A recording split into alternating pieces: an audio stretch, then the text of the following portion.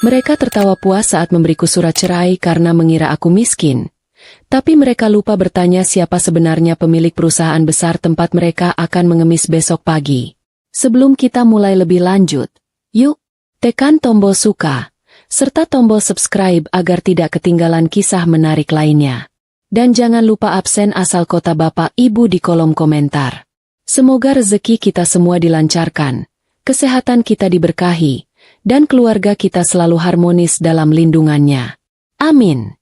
Hari ini usiaku genap 30 tahun, sebuah angka yang bagi sebagian wanita adalah gerbang menuju kedewasaan yang matang.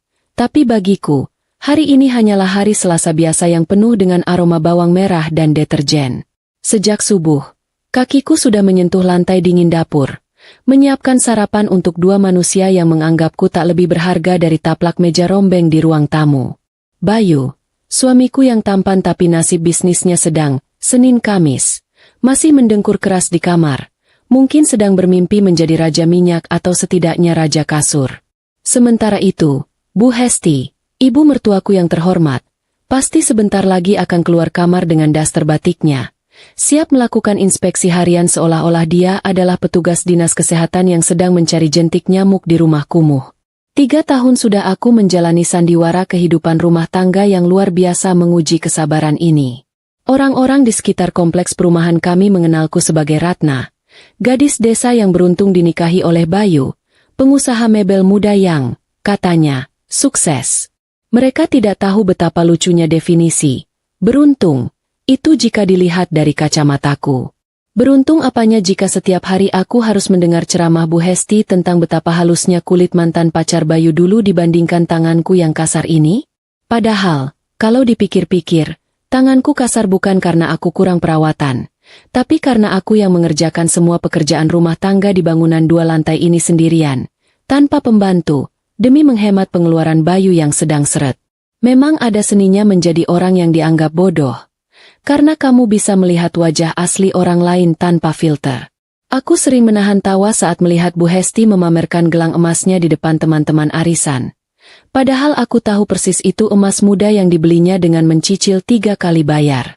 Atau saat Bayu pulang dengan wajah sok sibuk, mengeluh tentang klien yang rewel, padahal aku tahu dia baru saja menghabiskan waktu di kafe mahal, mentraktir entah siapa, menggunakan kartu kredit yang tagihannya sudah lampu merah.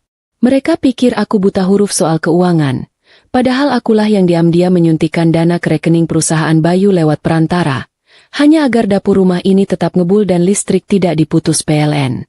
Ibu mertuaku punya bakat alami yang langka, yaitu menemukan kesalahan sekecil atom di tengah kebaikan segunung.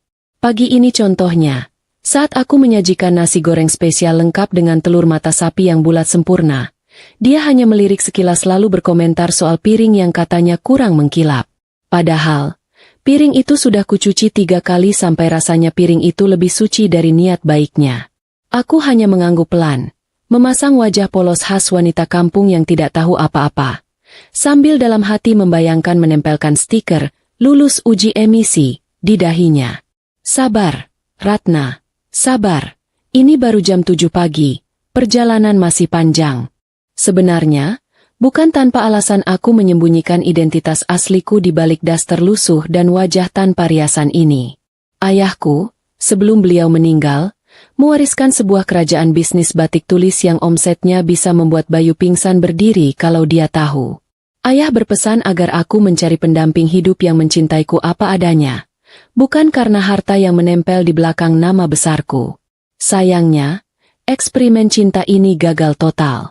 Bayu menikahiku karena mengira aku gadis desa penurut yang gampang dibodohi, dan Bu Hesti merestui hanya karena dia butuh pembantu gratis, seumur hidup untuk mengurus anak kesayangannya. Bayu akhirnya muncul di meja makan dengan wajah kusut. Dasinya miring ke kiri persis seperti moralnya belakangan ini. Dia tidak mengucapkan selamat ulang tahun. Bahkan melirikku pun tidak. Dia sibuk dengan ponselnya, mengetik pesan sambil senyum-senyum sendiri, tingkah laku yang sangat mencurigakan bagi seorang suami yang katanya pusing memikirkan utang perusahaan. Insting wanitaku, yang setajam silet pencukur alis, mengatakan ada wanita lain. Aroma parfum murah yang menempel di jas kerjanya kemarin sore sudah cukup menjadi bukti forensik. Tapi aku memilih diam. Diam bukan berarti tidak tahu. Diam berarti aku sedang mengumpulkan amunisi. Kehidupan di rumah ini terasa seperti menonton sinetron murahan yang episodenya tidak habis-habis. Dan aku dipaksa menjadi pemeran figuran yang selalu menderita. Bu Hesti mulai bercerita tentang anak temannya yang baru pulang dari luar negeri. Sukses, kaya, dan tentu saja, cantik. Cerita itu jelas ditujukan untuk menyindirku yang, menurutnya, hanya bisa membedakan lengkuas dan jahe. Aku mendengarkan sambil menuangkan teh hangat. Sesekali menimpali dengan kata, "Oh," dan "Iya, Bu," dengan nada sedatar jalan tol. Kadang aku merasa kasihan pada mereka. Mereka begitu sibuk menyombongkan diri di hadapan orang yang sebenarnya bisa membeli harga diri mereka secara tunai keras. Siang harinya, saat pekerjaan rumah sudah selesai dan punggungku rasanya mau patah, aku duduk sebentar di teras belakang. Ponsel jadul yang biasa kupakai di depan mereka bergetar. Itu pesan dari manajer kepercayaanku di pusat, melaporkan bahwa ekspor kain batik bulan ini tembus target lagi. Aku tersenyum tipis, sebuah senyuman kemenangan yang tersembunyi. Ironis sekali, di rumah ini aku dimarahi gara-gara lupa membeli sabun cuci piring, sementara di luar sana, tanda tanganku bernilai miliaran rupiah. Rasanya seperti menjadi superhero yang menyamar. Bedanya aku tidak memakai celana dalam di luar. Tiba-tiba, suara klakson mobil Bayu terdengar di depan pagar, jauh lebih awal dari jam pulang kantor biasanya. Tumben sekali dia pulang jam segini. Biasanya dia baru akan menampakkan batang hidungnya saat hari sudah gelap, beralasan lembur padahal mungkin sedang lembur bermesraan. Aku bergegas membuka pintu, memasang wajah istri penurut seperti biasa. Bayu turun dari mobil dengan wajah yang aneh, campuran antara gugup dan terlalu bersemangat. Dia membawa sebuah kotak kecil, bukan kue tart, tapi kotak beludru. Jangan bilang dia mau memberiku perhiasan? Uang dari mana? Ternyata dugaanku salah besar. Kotak itu dia masukkan kembali ke saku jasnya saat melihatku. "Ratna, nanti malam dandan yang cantik. Kita makan malam di luar," ucapnya singkat tanpa menatap mataku. Aku tertegun sejenak. Makan malam? Di luar? Dalam rangka apa? Apakah dia ingat ulang tahunku? Sebersit harapan bodoh sempat muncul di hatiku. Mungkin Bayu ingin berubah. Mungkin dia ingin memperbaiki hubungan kami yang sedingin kulkas 2 pintu ini. Tapi harapan itu segera kupukul mundur. Aku tidak boleh naif lagi. "Makan di mana, Mas?" tanyaku pelan, berusaha terdengar antusias. "Di restoran Mutiara." "Ibu juga ikut?" jawabnya sambil berlalu masuk ke kamar. "Oh, tentu saja ibu ikut. Mana mungkin Bayu bisa makan enak tanpa mengajak ibunya." Paket lengkap penderitaan. Restoran Mutiara adalah tempat makan paling mewah di kota ini, tempat di mana harga segelas es teh manisnya bisa buat belanja sayur seminggu. Aneh sekali. Bayu yang kemarin ribut soal tagihan listrik yang naik 50.000 perak, sekarang mau mengajak makan di tempat semahal itu? Ada udang di balik batu, atau mungkin ada buaya di balik undangan makan malam ini. Sore itu, aku bersiap-siap dengan perasaan campur aduk. Aku membuka lemari pakaianku yang menyedihkan. Isinya hanya daster dan beberapa baju pergi yang sudah ketinggalan mode 10 tahun. Aku memilih gaun terusan sederhana berwarna biru tua. Satu-satunya baju yang terlihat agak layak meski warnanya sudah sedikit pudar. Saat aku keluar kamar, Bu Hesti sudah siap dengan kebaya modern yang warnanya mencolok mata, lengkap dengan sanggul tinggi yang membuatnya terlihat seperti membawa sarang burung di kepalanya. Dia menatapku dari ujung kaki sampai ujung kepala dengan tatapan meremehkan yang sudah sangat hafal di luar kepala. "Kamu pakai baju itu? Ampun deh, Ratna. Kita mau makan di restoran bintang 5, bukan mau melayat tetangga." Komentar Bu Hesti pedas. Mulutnya memang tidak pernah disekolahkan. "Maaf, Bu. Ini baju terbaik yang Ratna punya," jawabku sambil menunduk. Bayu yang sedang mematut diri di cermin hanya mendengus. "Sudahlah, Bu. Biar saja. Toh nanti orang tidak akan terlalu memperhatikan dia," gumam Bayu. Kalimat itu terdengar biasa saja bagi mereka. Tapi bagiku, itu adalah konfirmasi bahwa posisiku di mata mereka memang tidak terlihat. Aku hanyalah bayangan yang kebetulan ikut menempel. Perjalanan menuju restoran terasa sangat panjang dan sunyi. Bayu menyetir dengan kaku. Sesekali melirik jam tangannya seolah sedang mengejar jadwal keberangkatan kereta api. Bu Hesti sibuk memoles bedak di wajahnya yang sudah tebal. Bergumam tentang betapa dia tidak sabar bertemu seseorang. Seseorang? Siapa lagi yang akan datang? Perasaanku mulai tidak enak. Jantungku berdetak sedikit lebih cepat. Bukan karena gugup, tapi karena insting waspadaku menyala merah. Ini bukan sekadar makan malam ulang tahun. Ini adalah sebuah panggung sandiwara, dan aku belum tahu peran apa yang akan dimainkan untukku malam ini. Sesampainya di restoran, pelayan menyambut kami dengan ramah yang berlebihan. Rupanya Bayu sudah memesan meja VIP di area privat. Wah, luar biasa sekali usahanya. Kami berjalan melewati meja-meja yang diterangi lilin, suasananya romantis dan mewah. Sangat kontras dengan hubungan kami yang sedang di ujung tanduk. Bayu menuntunku, bukan, lebih tepatnya menyeretku, menuju sebuah meja bundar di sudut ruangan. Dan di sanalah kejutan pertama malam itu terungkap. Di meja itu, sudah ada sosok lain yang duduk manis menunggu kami. Seorang wanita muda, cantik, dengan riasan wajah yang sempurna dan pakaian yang memperlihatkan lekuk tubuhnya, sedang duduk sambil memainkan gelas anggur. Dia menoleh saat kami datang, dan senyumnya merekah lebar, tapi bukan senyum ramah, melainkan senyum penuh kemenangan. Aku mengenal wajah itu.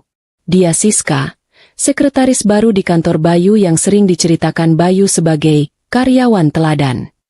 Sekarang aku paham kenapa dia disebut teladan. Rupanya dia teladan dalam hal merusak rumah tangga orang. Hai, sayang. Akhirnya sampai juga. Sapa Siska dengan suara manja yang dibuat-buat, dan yang membuat darahku berdesir. Sapaan itu bukan untukku atau Bu Hesti, tapi untuk Bayu. Bayu tampak kikuk sebentar. Lalu dengan cepat mengubah ekspresinya menjadi tenang. Dia menarik kursi di sebelah Siska dan duduk di sana, membiarkan aku dan ibunya duduk di sisi lain. Jadi begini skenarionya? Makan malam ulang tahunku ternyata adalah acara perkenalan resmi selingkuhan suamiku? Luar biasa kreatif. Aku harus memberi nilai 10 untuk keberanian mereka, dan nilai -100 untuk akhlak mereka. Aku duduk dengan tenang, meletakkan tas tanganku di pangkuan. Wajahku tetap datar, tanpa ekspresi kaget yang mungkin mereka harapkan. Bu Hesti tampak sangat akrab dengan Siska. Mereka cipika-cipiki seolah-olah sudah kenal lama. Wah, Siska makin cantik saja ya. Beda banget sama yang di sebelah sana. Kucel. Sindir Bu Hesti sambil melirikku. Siska tertawa kecil. Suara tawanya terdengar seperti gesekan piring pecah di telingaku. Ah, ibu bisa saja. Kan perawatan itu penting, Bu.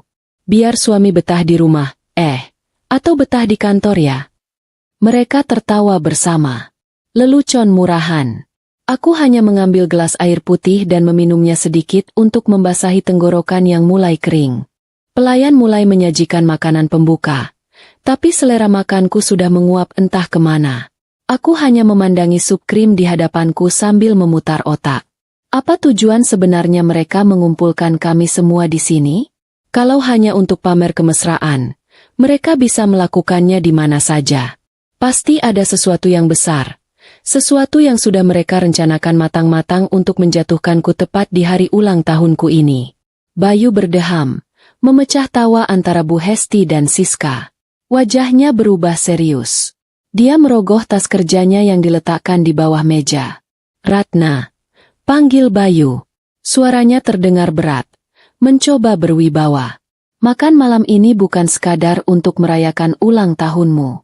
Ada hal penting yang harus aku sampaikan. Aku mengangkat wajah, menatap matanya lurus-lurus. Di dalam mata itu, aku tidak melihat rasa bersalah, hanya ada keinginan kuat untuk segera menyingkirkan beban. Iya, Mas. Jawabku singkat. Siska di sebelahnya tersenyum miring.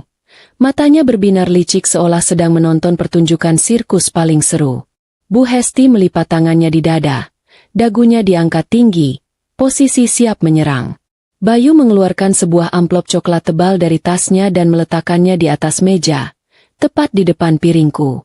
Amplop itu terlihat biasa saja, tapi aura yang dipancarkannya begitu kuat. Bukalah. Itu hadiah ulang tahunmu yang ke-30 dariku, kata Bayu.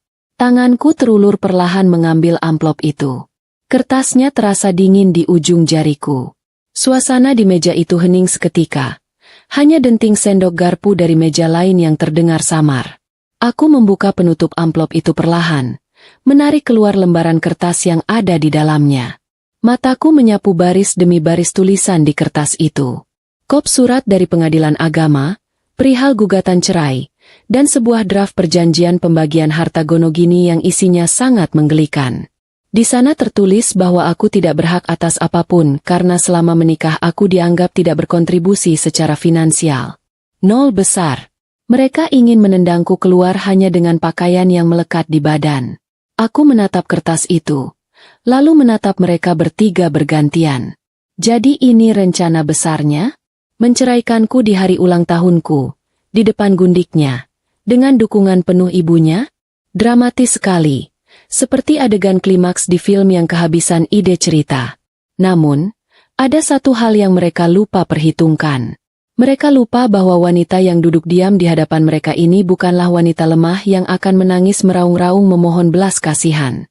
Mereka tidak tahu bahwa di balik diamku, otakku sedang menyusun sebuah papan catur di mana mereka semua adalah bidak yang siap kutendang jatuh. Jantungku memang berdetak kencang karena marah, tapi logikaku tetap dingin sedingin es batu di gelasku. Aku menarik napas panjang. Aroma parfum menyengat Siska bercampur dengan bau kemunafikan yang pekat di meja ini. Ini akan menjadi malam yang sangat panjang, tapi bukan untukku. Ini akan menjadi awal dari mimpi buruk panjang bagi mereka. Jadi, suaraku memecah keheningan, tenang dan stabil, membuat senyum Siska sedikit goyah. Ini hadiahnya. Bayu mengangguk mantap. Aku rasa kita sudah tidak sejalan, Ratna. Aku butuh pendamping yang bisa mendukung karirku, yang selevel, yang bisa diajak bicara soal bisnis. Dan ibu. Ibu juga setuju kalau Siska lebih pantas menjadi menantunya. Betul. Sambar Bu Hesti cepat. Siska itu wanita karir, pintar, cantik, tidak memalukan kalau diajak kondangan. Kamu bikin malu saja. Kata-kata itu meluncur mulus tanpa rem. Sakit. Tentu saja. Tapi rasa sakit itu tertutup oleh rasa geli yang mendalam. Mereka membuang berlian demi memungut batu kerikil yang dicat emas. Aku menatap amplop itu sekali lagi. Baik, jika ini yang kalian mau, aku akan bermain sesuai aturan main kalian. Sampai tiba giliranku untuk membalikan meja ini. Selamat ulang tahun, Ratna. Mari kita tiup lilinnya dengan membakar jembatan menuju masa lalu yang menyedihkan ini. Kertas di tanganku ini rasanya lebih panas dari gorengan yang baru diangkat dari wajan penggorengan. Aku membaca ulang kalimat demi kalimat yang tercetak rapi di sana, mencoba memastikan mataku tidak sedang menipuku. Isinya sungguh luar biasa kejam, sebuah karya seni dalam hal ketidakpedulian. Bayu bukan hanya menceraikanku, tapi dia juga memastikan aku keluar dari rumah itu tanpa membawa apa-apa selain baju yang menempel di badan. Tidak ada pembagian harta, tidak ada uang pesangon, bahkan mungkin kalau bisa, dia akan meminta kembali oksigen yang sudah kuhirup selama 3 tahun di rumahnya. Lucu sekali, dia menuntut harta Gonogini seolah-olah dia punya kerajaan emas, padahal aku tahu betul. Saldo di rekening utamanya bahkan sering lebih rendah dari standar kelulusan nilai matematika anak sekolah dasar. Siska, wanita yang duduk di sebelah suamiku itu, kembali tertawa kecil sambil menutup mulutnya dengan gaya yang dibuat-buat. Suara tawanya terdengar sangat mengganggu, mirip suara rem angkutan umum yang sudah tipis kampasnya. Dia menyandarkan kepalanya di bahu Bayu dengan pose manja, seolah ingin memamerkan kepemilikannya di depan wajahku. Tuh. Mbak Ratna baca sendiri kan? Mas Bayu itu butuh istri yang bisa mendukung, bukan yang cuma bisa menghabiskan beras di rumah. Ucapnya dengan nada mengejek. Aku hanya meliriknya sekilas. Kasihan sekali wanita ini. Dia begitu bangga mendapatkan pria yang dompetnya sebenarnya setipis kulit bawang. Kalau saja dia tahu bahwa mobil mewah yang dikendarai Bayu itu cicilannya dibayar oleh perusahaan bayanganku, mungkin tawanya akan berubah menjadi tangisan terseduh-seduh. Bayu berdeham lagi, kali ini lebih keras, mencoba menarik perhatianku yang sejak tadi hanya dia memandangi kertas. Wajahnya terlihat tidak sabar. Mungkin dia berharap aku akan meledak marah, melempar gelas, atau bersujud di kakinya memohon agar tidak diceraikan. Itu skenario drama yang pasti sudah dia bangun di kepalanya sejak semalam. Sayangnya, aku bukan pemain sinetron yang dibayar untuk menangis air mata buaya. Aku hanya menatapnya dengan pandangan kosong, seolah-olah dia adalah orang asing yang baru saja menanyakan arah jalan ke toilet umum. Ketenanganku justru membuatnya gelisah. Kakinya di bawah meja bergerak-gerak tidak tenang, persis seperti anak kecil yang menahan pipis. Bu Hesti tidak mau kalah ambil bagian dalam festival penghinaan ini. Dia membetulkan letak sanggulnya yang miring beberapa derajat, lalu menatapku dengan mata melotot yang mungkin dia pikir menakutkan. Padahal bagiku terlihat seperti ikan mas koki yang kaget. Kamu dengar tidak, Ratna? Jangan pura-pura tuli. Tanda tangani saja cepat. Saya sudah muak lihat muka kamu di rumah saya. Tiap hari cuma bisa bikin sumpek. Cerocosnya panjang lebar. Mulut mertuaku ini memang ajaib. Bisa mengeluarkan kalimat setajam silet tanpa perlu bernapas. Dia lupa bahwa minggu lalu, dialah yang merengek minta dibelikan obat lutut mahal yang uangnya diam-diam aku selipkan di dompet Bayu. Manusia memang sering lupa daratan kalau sudah merasa di atas angin. Padahal anginnya cuma angin duduk. Aku meletakkan kertas itu kembali di atas meja dengan gerakan perlahan dan sangat hati-hati. Suasana hening sejenak. Pelayan restoran yang lewat di dekat meja kami bahkan mempercepat langkahnya. Mungkin merasakan aura negatif yang memancar kuat dari meja nomor 12 ini. Aku merogoh tas tanganku, mencari sesuatu. Kulihat sudut bibir Siska terangkat. Dia pasti mengira aku sedang mencari tisu untuk menyeka air mata. Maaf saja, air mataku terlalu mahal untuk ditumpahkan demi pria yang bahkan tidak tahu tanggal lahir istrinya sendiri.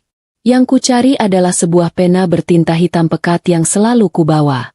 Jadi, Mas Bayu yakin dengan keputusan ini? Tanyaku datar, memecah keheningan. Sangat yakin, jawab Bayu cepat. Terlalu cepat malah. Aku ingin hidup bahagia, Ratna. Dan kebahagiaan itu ada pada Siska. Wanita yang tahu caranya berpenampilan dan bergaul. Kamu terlalu kampungan untukku. Aku malu kalau harus membawa kamu bertemu rekan bisnisku. Aku mengangguk-angguk pelan. Alasan klasik, malu. Padahal yang seharusnya malu itu dia. Pengusaha mebel yang kayu jatinya saja sering dioplos dengan kayu mahoni muda biar untung besar. Tapi biarlah. Biarkan dia hidup dalam gelembung fantasinya sebentar lagi. Tanpa banyak bicara lagi, aku membuka tutup pena. Bunyi, klik. Kecil terdengar nyaring di antara kami. Dengan tangan yang mantap dan tanpa gemetar sedikit pun, aku membubuhkan tanda tanganku di atas materai yang sudah disediakan. Goresan tintanya tegas. Setegas keputusanku untuk mengakhiri sandiwara bodoh ini. Tidak ada keraguan. Tidak ada jeda untuk berpikir ulang.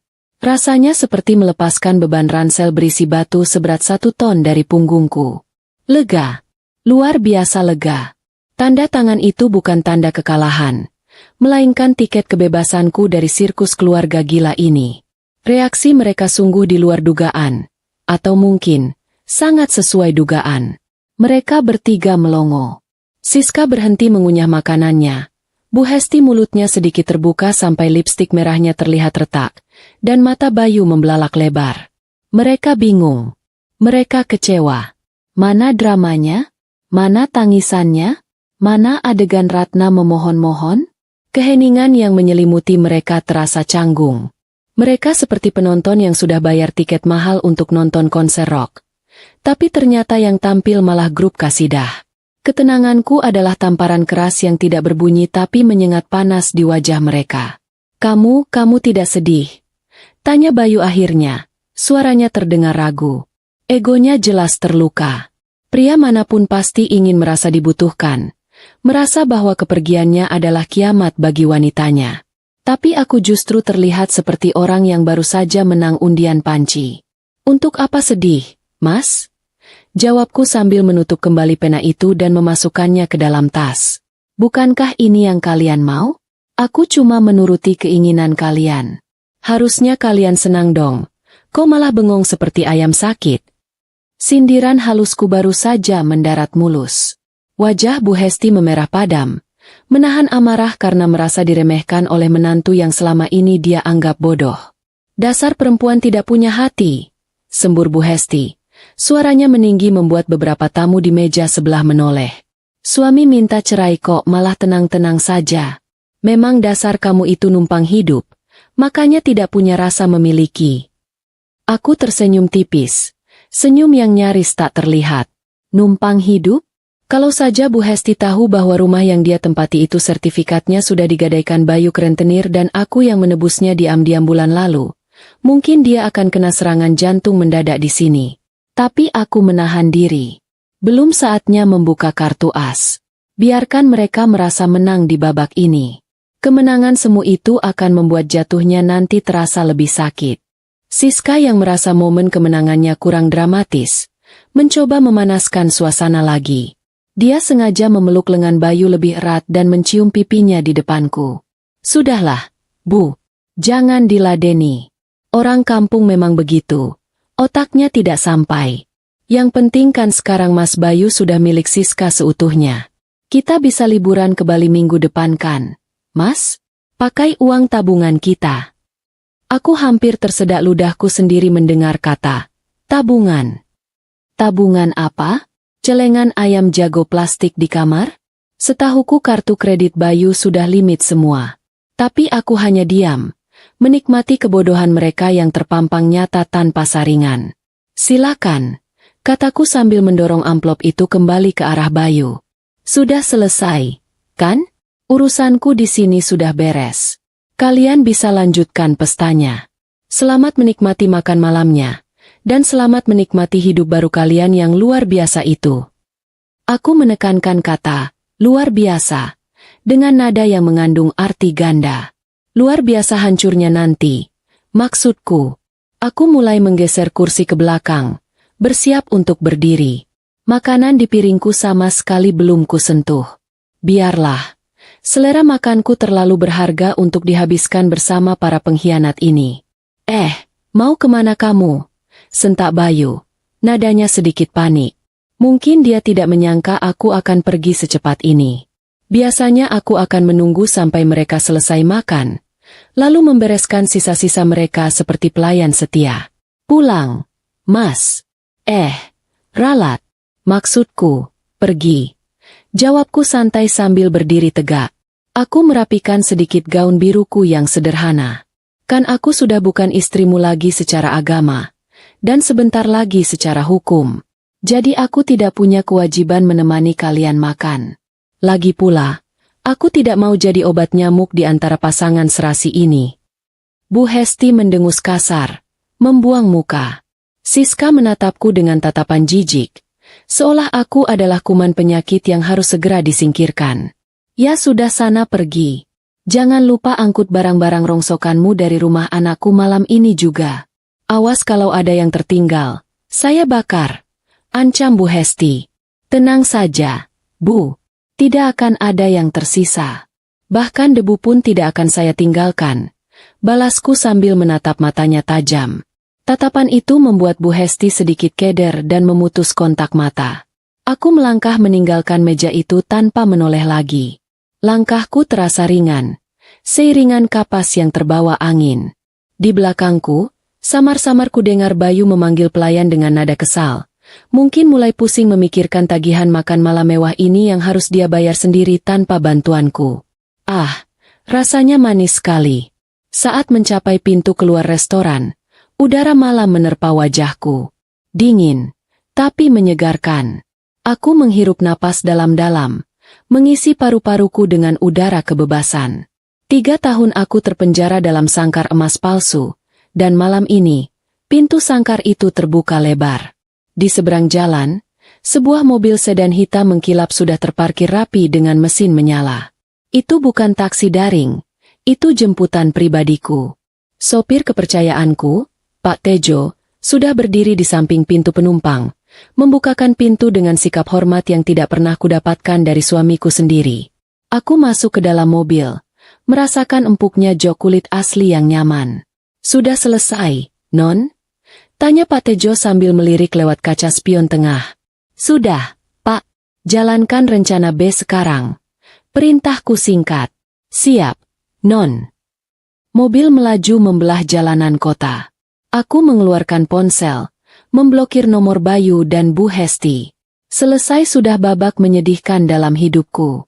Sekarang, saatnya sang ratu kembali ke tahtanya dan memberi pelajaran pada rakyat jelata yang berani kurang ajar pada penguasa. Tunggu saja tanggal mainnya, Bayu. Hadiah ulang tahun dariku akan segera tiba, dan aku jamin, kamu tidak akan menyukainya. Meninggalkan pelataran parkir restoran itu rasanya seperti baru saja keluar dari penjara bawah tanah yang pengap dan bau apek. Lalu langsung menghirup udara pegunungan yang segar. Tubuhku bersandar nyaman di kursi belakang mobil sedan hitam yang harganya mungkin bisa dipakai untuk membeli seluruh harga diri keluarga Bayu. Itu pun masih ada uang kembaliannya. Pak Tejo, sopir setiaku yang sudah bekerja sejak zaman almarhum ayah, mengemudi dengan sangat halus. Seolah dia tahu bahwa nyonya besarnya sedang butuh ketenangan setelah menghadapi sirkus manusia tadi. Tidak ada guncangan, tidak ada suara bising knalpot, hanya alunan musik gending Jawa pelan yang menenangkan saraf-sarafku yang sempat menegang. Aku menatap pantulan wajahku di kaca jendela yang gelap. Masih ada sisa-sisa, Ratna si upik abu, di sana. Gaun biru tua yang kusam, rambut yang diikat asal-asalan, dan wajah tanpa riasan yang membuatku terlihat 10 tahun lebih tua. Tapi sorot mata di pantulan kaca itu sudah berbeda. Itu bukan lagi mata istri yang pasrah dimarahi karena lupa beli cabai. Itu adalah mata seorang penguasa yang baru saja kembali dari pengasingan. Aku melepas ikat rambut murahan yang kubeli di pasar malam seharga 2.000-an, membiarkan rambut panjangku terurai jatuh ke bahu. Rasanya ringan sekali. Seolah beban ekspektasi Bu Hesti ikut rontok bersama lepasnya karet gelang itu. Kita langsung pulang ke pesanggerahan, Non? Tanya Pak Tejo memecah keheningan. Matanya melirik sopan lewat kaca spion tengah. Iya, Pak. Saya ingin mandi air hangat dan tidur di kasur yang empuk. Punggung saya rasanya mau patah tidur di kasur busa tipis rumah Mas Bayu selama 3 tahun ini. Jawabku sambil memijat pelipis. Pak Tejo terkekeh pelan. Siap. Non, Pak Darman sudah menyiapkan semuanya. Katanya beliau sudah kangen berat sama Nona. Beliau sampai potong tumpeng kecil-kecilan tadi sore waktu saya kabari kalau Nona akhirnya. Bebas. Aku tersenyum. Orang-orang ini, para pekerjaku, mereka jauh lebih memanusiakan aku daripada keluarga suamiku sendiri. Mereka tahu siapa aku, mereka tahu kekayaanku, tapi yang mereka hormati bukan uangku, melainkan bagaimana aku memperlakukan mereka. Berbeda sekali dengan Bayu dan ibunya yang menilai orang hanya dari merek baju dan jenis kendaraan. Lucu sekali mengingat bagaimana tadi Siska memamerkan tas tangan barunya yang kuyakin itu barang tiruan kualitas rendah. Sementara aku duduk di sana dengan tas kain kumal yang di dalamnya tersimpan kartu hitam tanpa batas yang bisa membeli pabrik tas Siska itu beserta karyawannya.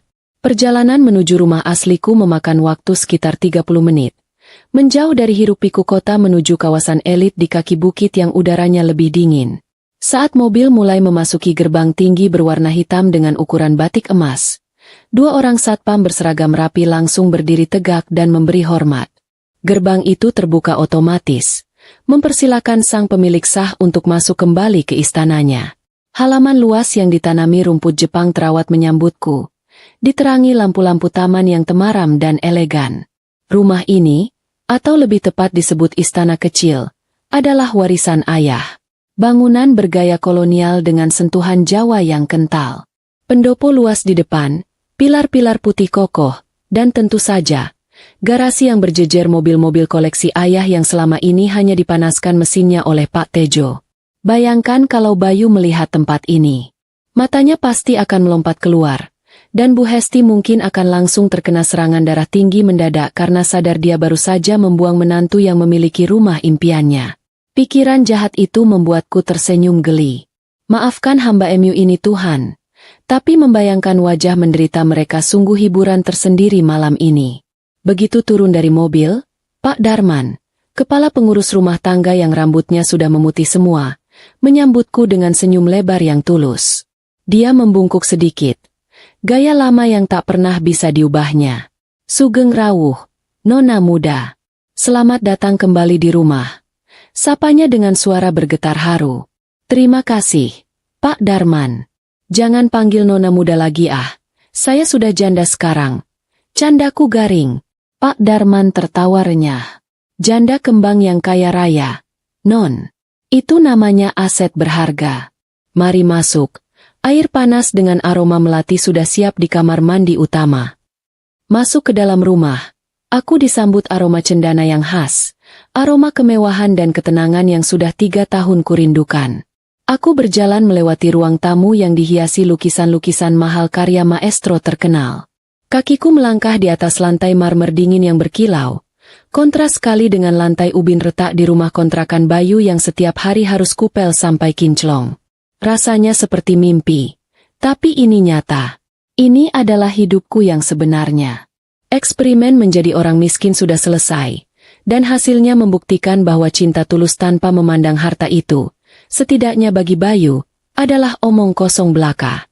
Aku naik ke lantai 2, masuk ke kamar utamaku yang luasnya mungkin 3 kali lipat dari seluruh luas rumah Bayu. Ranjang ukuran besar dengan spray sutra putih bersih sudah menanti.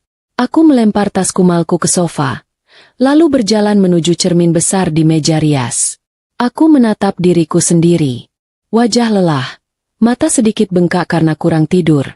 Tapi ada api yang menyala di sana. Cukup main-mainnya, Ratna. Bisikku pada pantulan di cermin. Mulai besok, kamu bukan lagi Ratna si babu. Kamu adalah Ratna Kencana, pewaris tunggal Gria Batik Kencana. Setelah membersihkan diri dan berendam di air hangat yang meluruhkan semua daki penderitaan, aku duduk di ruang kerja pribadiku dengan mengenakan jubah tidur sutra yang lembut. Di hadapanku, layar komputer menyala menampilkan data-data perusahaan. Tanganku meraih gagang telepon rumah, menekan nomor khusus yang langsung terhubung ke orang kepercayaanku dalam urusan bisnis, Pak Haryo. Meskipun ini sudah jam 10 malam, aku tahu Pak Haryo pasti masih bangun. Halo, selamat malam, Bu Ratna. Suara berat Pak Haryo terdengar di ujung sana setelah dering kedua. Nadanya profesional namun terdengar sedikit kaget menerima telepon dariku. Malam, Pak Haryo. Maaf mengganggu waktu istirahatnya. Sapaku santai sambil memutar-mutar gelas berisi jus jeruk di tangan. Tidak apa-apa, Bu. Ada perintah mendadak? Tumben Ibu menelepon pakai nomor rumah utama. Biasanya pakai nomor rahasia. Iya, Pak. Permainan petak umpetnya sudah selesai. Saya sudah keluar dari rumah itu. Jelasku singkat. Hening sejenak di seberang sana. Lalu terdengar helaan napas lega. Syukurlah, Bu. Jujur saja, saya dan tim hukum sudah gatal ingin bertindak. Kami tidak tega melihat laporan keuangan pribadi Ibu yang setiap bulan diam-diam dipakai untuk menutupi utang perusahaan mebel abal-abal itu. Aku tertawa kecil. Pak Haryo memang paling benci dengan Bayu, meskipun mereka belum pernah bertemu muka. Dia yang paling tahu betapa bobroknya manajemen keuangan, Mebel Jaya, milik Bayu yang sok sukses itu. Nah, karena Pak Haryo sudah gatal, sekarang saatnya menggaruk. Tolong siapkan berkas pencabutan investasi kita di Mebel Jaya. Tarik semua modal yang ditanamkan atas nama perusahaan bayangan kita. Pastikan prosesnya legal tapi menyakitkan. Perintahku dingin. Siap, Bu. Berapa persen yang ditarik? Semuanya, Pak. 100%. Dan satu lagi. Cek semua tagihan bahan baku kayu mereka.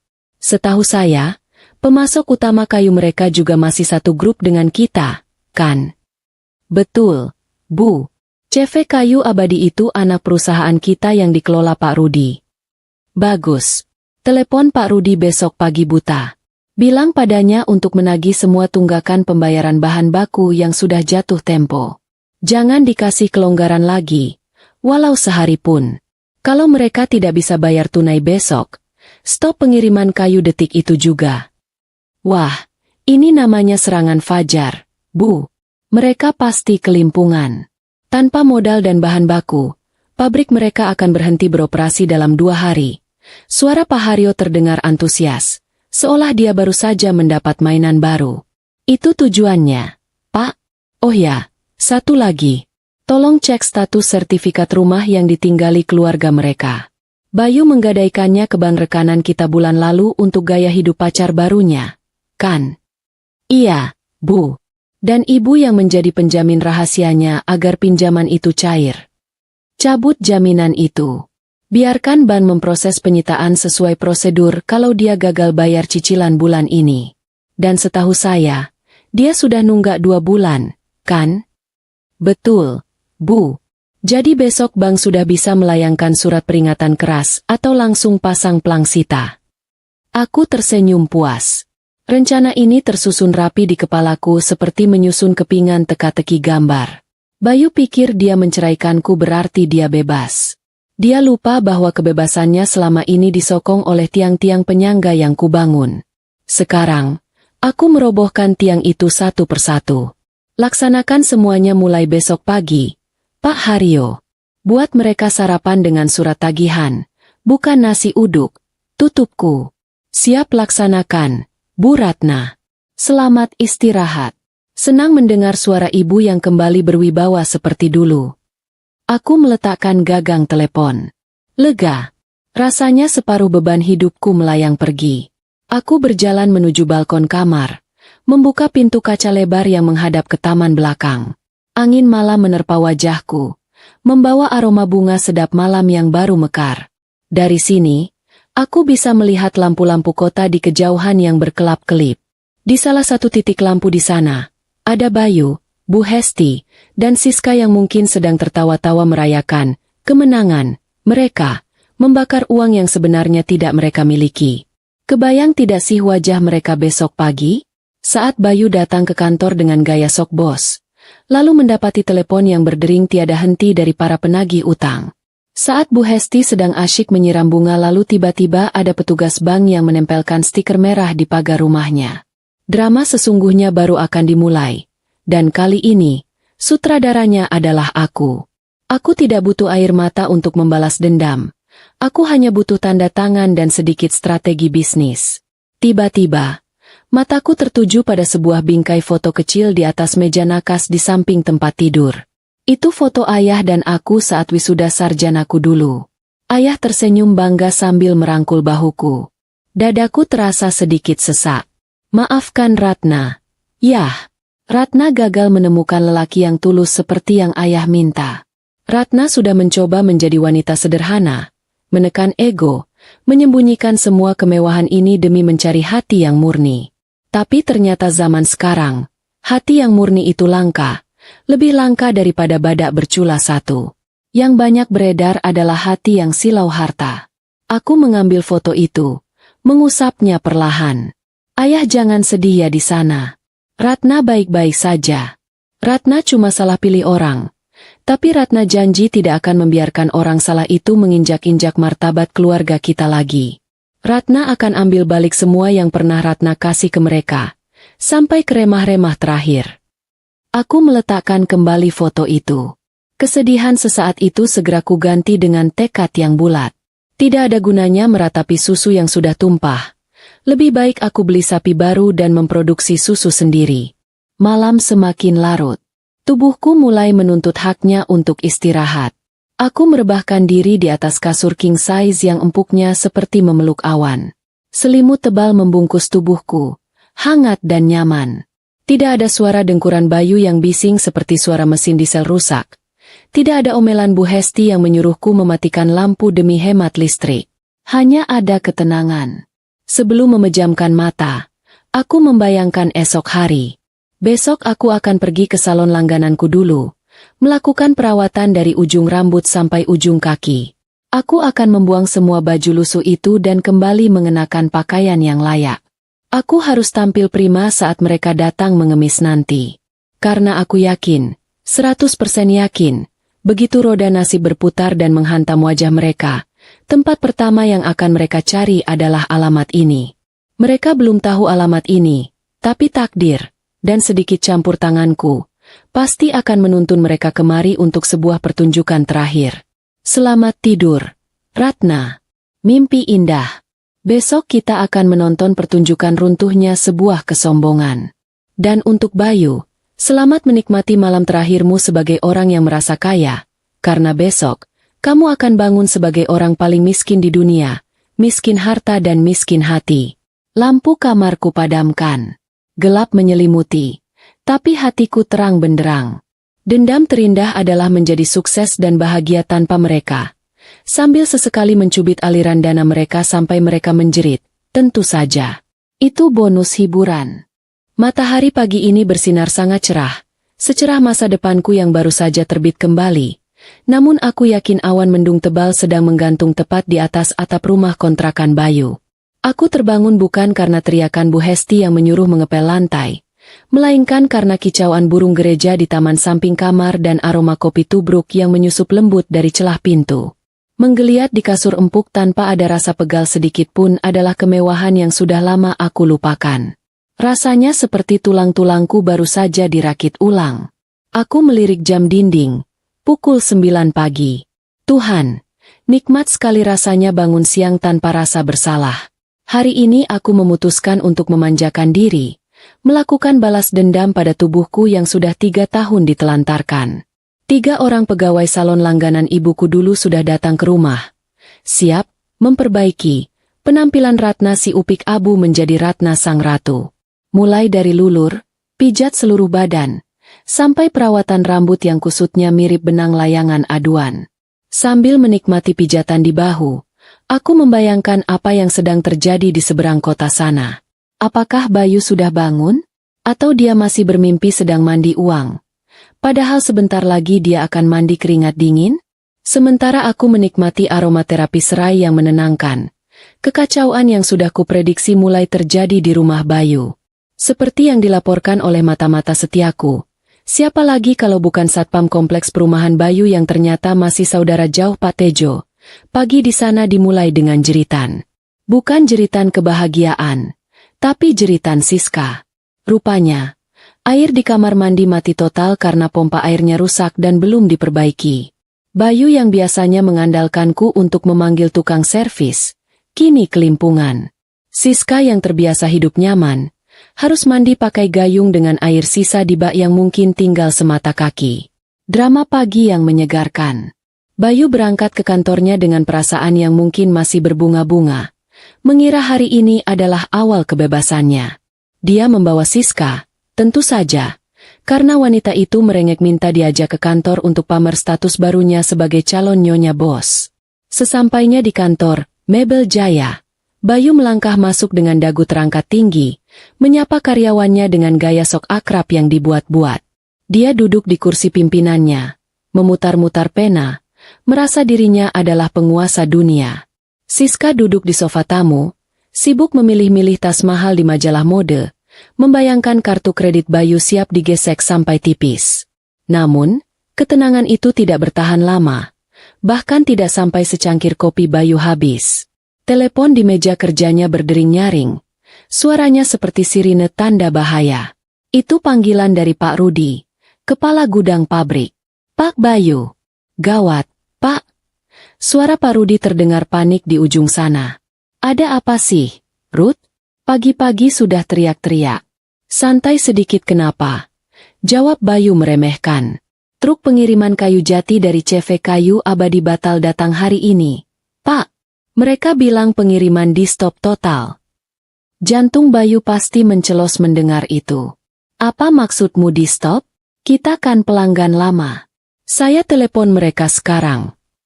Bayu dengan tangan gemetar menekan nomor bagian pemasaran CV Kayu Abadi. Dia tidak tahu bahwa dia sedang menelepon perusahaan milikku. Suara dingin seorang staf penerima telepon menyambutnya. Maaf, Pak Bayu. Perintah dari atasan pusat. Semua pengiriman ke Mebel Jaya dihentikan sampai seluruh tunggakan 3 bulan terakhir dilunasi hari ini juga. Tunai. Ucap staf itu tegas tanpa basa-basi. Tapi kan biasanya boleh tempo. Saya kenal pemiliknya. Bayu mencoba menggertak.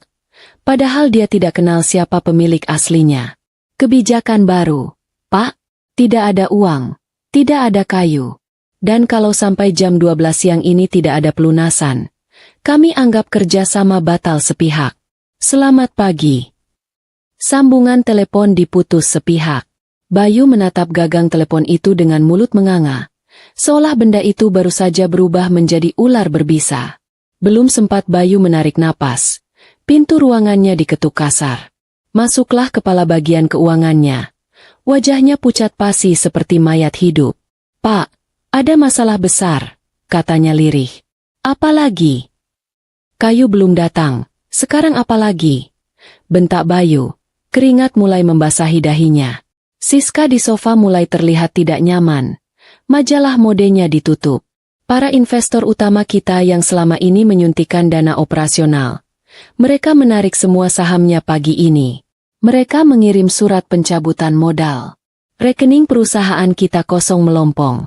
"Pak, kita tidak bisa bayar gaji karyawan bulan ini." Wajah Bayu berubah warna dari merah padam menjadi putih kertas. Dia merosot di kursinya. Dia tidak mengerti, bagaimana bisa semua kesialan ini datang bersamaan seperti rombongan besan? Dia tidak sadar bahwa selama ini, investor, itu adalah kaki tanganku yang menyalurkan uang pribadiku agar usahanya tetap jalan. Sekarang keran airnya sudah kututup. Otomatis ladangnya kering kerontang.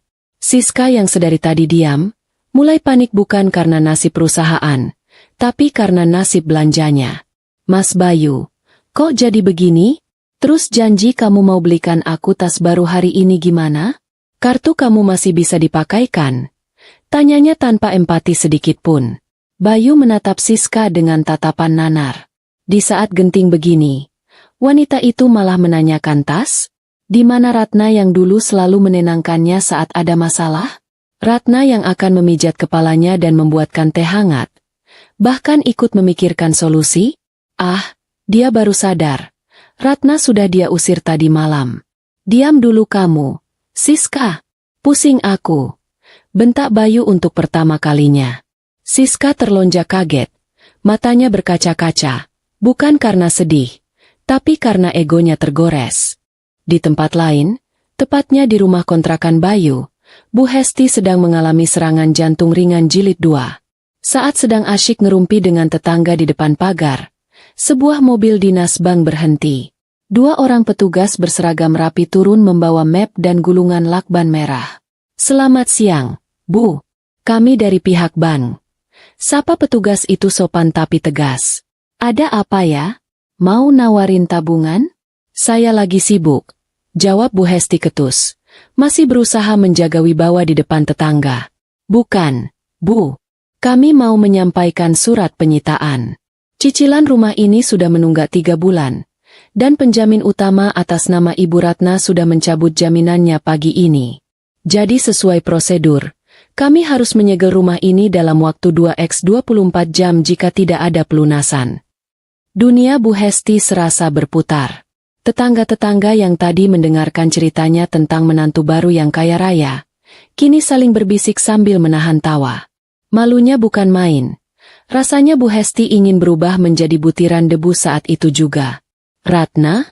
Mencabut jaminan? Maksudnya apa? Rumah ini kan anak saya yang bayar," teriak Bu Hesti histeris. "Data kami menunjukkan Ibu Ratna yang selama ini menutup kekurangan cicilan, Bu. Karena beliau sudah lepas tangan, dan Pak Bayu tidak ada dana, maka rumah ini kami ambil alih." Kembali ke kamarku yang sejuk dan wangi. Aku baru saja selesai memotong rambut. Potongan model bob sebahu membuat wajahku terlihat lebih segar dan muda. Cermin di depanku memantulkan sosok wanita berkelas yang percaya diri. "Selamat tinggal rambut panjang kusam. Selamat datang Ratna yang baru."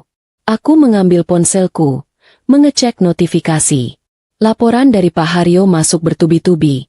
Semuanya kabar baik tentang runtuhnya kerajaan bisnis Bayu. Aku tertawa kecil. Ini baru permulaan. Sayang, kalian baru merasakan kulitnya, belum daging pahitnya. Ponselku berdering pendek. Sebuah pesan masuk dari nomor tidak dikenal. Isinya singkat. "Ratna, apa maksudnya ini? Kenapa orang bank datang ke rumah? Kamu apakan rekeningku? Angkat teleponku." Itu pasti Bayu. Dia pakai nomor lain karena nomor utamanya sudah kublokir. Kasihan sekali. Dia masih berpikir dia punya hak untuk membentakku. Aku hanya membaca pesan itu tanpa berniat membalas. Lalu menekan tombol blokir lagi. Maaf ya, Mas. Layanan pengaduan mantan istri sudah tutup permanen. Silakan hubungi gundikmu untuk solusi lebih lanjut. Aku bangkit dari kursi salon, berjalan menuju lemari pakaian baruku. Ada gaun sutra merah marun yang tergantung indah di sana. Warna keberanian. Warna kemenangan. Aku akan memakainya untuk makan siang nanti bersama mitra bisnis. Hidup terus berjalan, dan bagiku, hidup baru saja dimulai dengan sangat menyenangkan. Sementara bagi Bayu, Bu Hesti, dan Siska, selamat menikmati badai yang kalian ciptakan sendiri. Semoga payung kalian cukup kuat. Meskipun aku ragu payung kertas bisa menahan hujan batu. Malam turun membungkus kota dengan dua wajah yang sangat berbeda. Bagi sebagian orang malam adalah waktu untuk beristirahat di kasur empuk. Tapi bagi keluarga mantan suamiku, malam ini adalah awal dari simulasi neraka dunia. Di ruang makan istanaku yang megah, aku sedang menikmati potongan daging sapi panggang yang dimasak dengan tingkat kematangan sempurna oleh koki pribadi. Sementara itu, aku bisa membayangkan di rumah kontrakan Bayu, menu makan malam mereka mungkin hanya angin malam dicampur sedikit penyesalan, atau kalau beruntung, mie instan berbagi satu mangkuk bertiga. Keheningan yang damai di rumahku pasti sangat kontras dengan keributan yang terjadi di sana. Laporan terbaru dari Mata-Mata di pos Satpam Kompleks Bayu sungguh menggelitik perut. Katanya, sejak sore tadi, meteran listrik di rumah Bayu sudah berbunyi nyaring. Suara tit-tit-tit yang legendaris itu pasti terdengar seperti hitungan mundur bom waktu bagi telinga Siska yang manja. Bayangkan saja, AC mati, kipas angin mati, dan nyamuk-nyamuk nakal mulai berpesta pora di kulit mulu Siska yang katanya sehalus sutra itu. Aku jadi ingin mengirimkan satu truk obat nyamuk bakar sebagai hadiah tambahan. Tapi rasanya itu terlalu baik. Bayu pasti sedang pusing tujuh keliling mencari cara menghubungi aku. Ponselku memang sengaja kumatikan untuk nomor-nomor asing. Rasanya nikmat sekali memutus akses mereka. Dulu, aku adalah orang yang selalu siaga 24 jam mengangkat telepon Bayu. Siap sedia mendengarkan keluh kesahnya soal pekerjaan atau sekadar diminta memijat kakinya. Sekarang, maaf, nomor yang Anda tuju sedang sibuk menikmati hidup dan menertawakan kemiskinan Anda. Silakan tinggalkan pesan suara setelah bunyi, bip. Atau lebih baik, bicaralah pada tembok. Benar saja, Pak Tejo memberitahuku bahwa sore tadi ada mobil sedan tua, mobil operasional kantor Bayu yang tersisa, berhenti di depan rumah kontrakan lamaku, rumah petak sempit yang dulu kusewa khusus untuk sandiwara sebagai orang tua miskin, Ratna. Bayu pasti ke sana, berharap menemukan aku menangis di pelukan ibuku yang sebenarnya hanyalah ibu kos yang kubayar untuk berakting. Kasihan sekali Bayu. Dia mendapati rumah itu kosong melompong. Ibu kos gadungan itu sudah pindah ke kampung halamannya bulan lalu. Tentu saja dengan pesangon besar dariku. Bayu berdiri di depan pagar rumah kosong itu seperti orang linglung. Dia baru sadar satu hal mengerikan. Dia tidak tahu apa-apa tentang istrinya sendiri. Dia tidak tahu di mana aku tinggal sebenarnya. Dia tidak tahu siapa kerabatku. Dia bahkan tidak tahu makanan kesukaanku. Selama 3 tahun menikah, dia terlalu sibuk mencintai dirinya sendiri sampai lupa bahwa wanita yang tidur di sebelahnya adalah manusia yang punya kehidupan. Ketiadaan jejakku membuatnya panik setengah mati. Aku bukan hanya pergi, aku menghilang seperti asap, membawa serta semua keberuntungan yang selama ini menaunginya. Kembali ke rumah Bayu, situasi semakin memanas seiring suhu ruangan yang meningkat tanpa pendingin udara. Bu Hesti, yang biasanya sibuk mematut diri di cermin, kini sibuk mengipasi badannya dengan sobekan kardus bekas. Mulutnya tidak berhenti mengomel, menyalahkan semua orang kecuali dirinya sendiri. Ini pasti gara-gara kamu, Bayu. Kenapa kamu biarkan Ratna pergi begitu saja sebelum dia lunasi rumah ini? Kamu itu laki-laki macam apa? Tidak bisa mengendalikan istri. Serapah Bu Hesti. Lucu sekali. Padahal kemarin dia yang paling semangat mengusirku. Sekarang setelah sadar, mesin ATM berjalan, itu pergi. Dia baru merasa kehilangan. Bukan kehilangan orangnya, tapi kehilangan dompetnya. Siska pun mulai menunjukkan taring aslinya. Topeng, wanita lembut dan pengertian, yang dia pakai mulai retak karena kepanasan. "Mas Bayu, masa kita tidur gelap-gelapan begini sih?" Katanya pengusaha sukses. "Beli token listrik 20.000 saja tidak mampu?" "Gerah nih, Mas." Bedakku luntur semua. Rengek Siska dengan nada tinggi. Cinta Siska ternyata setipis dompet Bayu saat ini. Begitu fasilitas dicabut, cintanya ikut menguap. Aku yakin, dalam hitungan hari, atau mungkin jam, Siska akan angkat kaki. Wanita seperti dia tidak didesain untuk hidup susah. Dia parasit yang hanya menempel pada inang yang subur. Dan sekarang, inangnya sudah layu. Di kamarku yang sejuk, aku menyesap teh melati hangat sambil tersenyum tipis. Aksi diamku ini ternyata jauh lebih menyiksa mereka daripada 1000 kata makian. Ketidakhadiranku menciptakan ruang kosong yang memaksa mereka saling memangsa. Mereka mulai saling menyalahkan, saling tuduh, dan saling menyerang. Tanpa musuh bersama, yaitu aku, mereka kini menjadi musuh bagi satu sama lain. Strategi, pecah belah dan hancurkan, ini berjalan mulus tanpa aku perlu mengotori tanganku sendiri. Malam semakin larut, tapi aku tahu Bayu tidak akan bisa tidur nyenyak. Selain karena panas dan nyamuk, pikirannya pasti dihantui oleh tagihan-tagihan yang akan jatuh tempo besok pagi. Besok adalah hari besar, hari di mana para penagih utang resmi dari bank dan pemasok kayu akan datang beramai-ramai seperti rombongan sirkus. Aku sudah bisa membayangkan wajah pucat Bayu saat menyambut tamu-tamu istimewa itu. Aku menarik selimut sutraku, merasa sangat bersyukur. Tuhan memang maha adil, tapi kadang dia butuh sedikit bantuan tangan manusia untuk mempercepat pengiriman paket karma. Dan aku dengan senang hati menjadi kurir paket ekspres itu. Selamat malam, Bayu. Nikmatilah kegelapan itu, karena mulai besok, hidupmu akan jauh lebih kelam dari sekadar mati lampu. Aku memejamkan mata, tidur nyenyak dengan senyum kemenangan yang tak perlu kusembunyikan lagi. Besok, aku punya jadwal penting, menonton kehancuran mereka dari barisan paling depan, tentu saja secara tidak langsung. Pagi ini, kopi di cangkir porselenku terasa lebih nikmat dari biasanya. Mungkin karena dicampur dengan sesendok rasa kemenangan yang manis.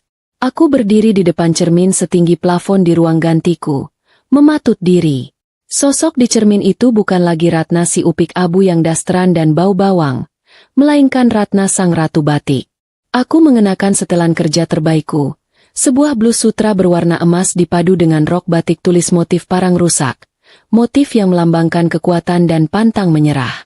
Riasan wajahku tegas namun elegan, cukup untuk membuat siapa saja yang melihatku segan, atau dalam kasus Bayu nanti, gemetar ketakutan. Hari ini adalah hari pertamaku kembali secara resmi ke kantor pusat, Gria Batik Kencana. Selama 3 tahun ini, aku hanya memantau dari balik layar seperti hantu, memberi perintah lewat pesan singkat atau telepon rahasia. Tapi hari ini, hantu itu akan menampakkan wujud aslinya. Pak Tejo sudah memanaskan mesin mobil sedan mewahku di depan lobi rumah. Bukan sedan hitam kemarin. Kali ini aku memilih mobil sport merah marun. Mencolok? Tentu saja. Aku ingin dunia tahu bahwa Ratna sudah kembali, dan dia sedang tidak ingin bermain petak umpet. Sesampainya di gedung perkantoran milikku, suasana langsung berubah tegang sekaligus penuh hormat. Satpam yang membukakan gerbang membungkuk dalam-dalam. Resepsionis yang melihatku melenggang masuk langsung berdiri tegak seolah ada inspektur upacara lewat. Aku berjalan dengan dagu terangkat. Bunyi sepatu hak tinggiku menggema di lantai marmer, mengetuk-ngetuk kesadaran setiap orang bahwa pemimpin mereka telah tiba. Pak Haryo, manajer kepercayaanku, menyambut di depan lift khusus direksi dengan senyum lebar yang tak bisa disembunyikan. "Selamat datang kembali, Ibu Ratu," sapa Pak Haryo jenaka. Dia satu-satunya orang yang berani bercanda denganku di kantor ini. "Terima kasih, Pak Haryo. Bagaimana kabar, sahabat, kita di seberang sana?" Tanyaku sambil melangkah masuk ke dalam lift. "Kacau balau, Bu. Laporannya baru saja masuk. Kantor mebel Jaya pagi ini lebih mirip pasar malam yang gagal total. Ramai, tapi isinya orang marah-marah semua." Bayangan kekacauan di kantor Bayu membuatku tersenyum geli. Seperti yang diceritakan Pak Haryo, Pagi itu di kantor Bayu dimulai dengan serbuan tamu tak diundang. Para pemasok bahan baku yang selama ini kubayar diam-diam, kini datang menagih pembayaran tunai. Mereka memarkir truk-truk besar di depan gerbang pabrik Bayu, memblokir jalan masuk sambil berteriak-teriak meminta pelunasan. Karyawan Bayu yang biasanya santai-santai sambil main game di ponsel, kini panik berlarian seperti semut yang sarangnya disiram air panas. Bayu sendiri sedang bersembunyi di ruangannya. Tirai jendelanya ditutup rapat, takut terlihat oleh kerumunan penagih di luar. Keringat dingin mengucur deras di pelipisnya, membasahi kemeja mahalnya yang mungkin belum lunas cicilannya. Dia mencoba menelepon sana-sini, mencari pinjaman dana talangan, tapi nihil. Berita tentang investor utama yang cabut, yaitu aku, sudah menyebar di kalangan pebisnis. Siapa yang mau meminjamkan uang ke kapal yang sudah jelas-jelas akan karam? Tidak ada, kecuali orang gila. Siska, yang tadi pagi memaksa ikut ke kantor demi pamer status, kini terjebak dalam situasi yang sangat memalukan. Dia duduk di pojok ruangan Bayu dengan wajah cemberut. Riasannya mulai luntur karena AC di ruangan itu mati. Ya, listrik kantor pun ternyata baru saja diputus karena tunggakan.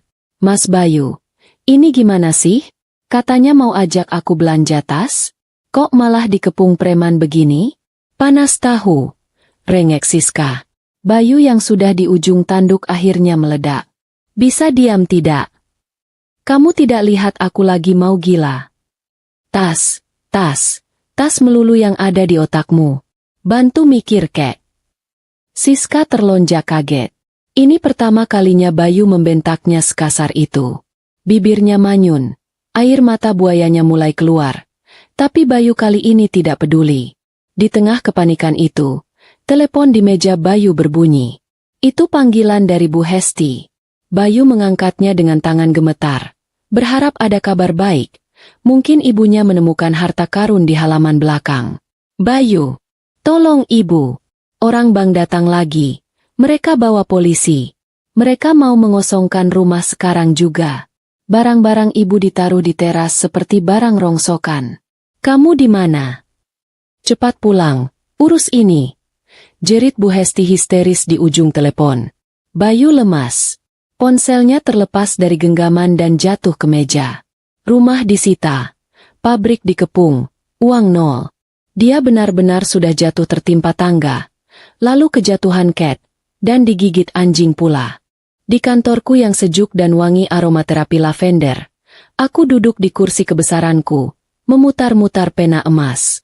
Pak Haryo meletakkan sebuah map di hadapanku. Bu, ini yang paling menarik.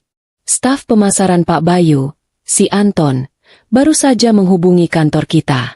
Rupanya Anton mendengar gosip bahwa Gria Batik Kencana sedang mencari vendor furnitur kayu jati untuk proyek perluasan butik di 5 kota besar.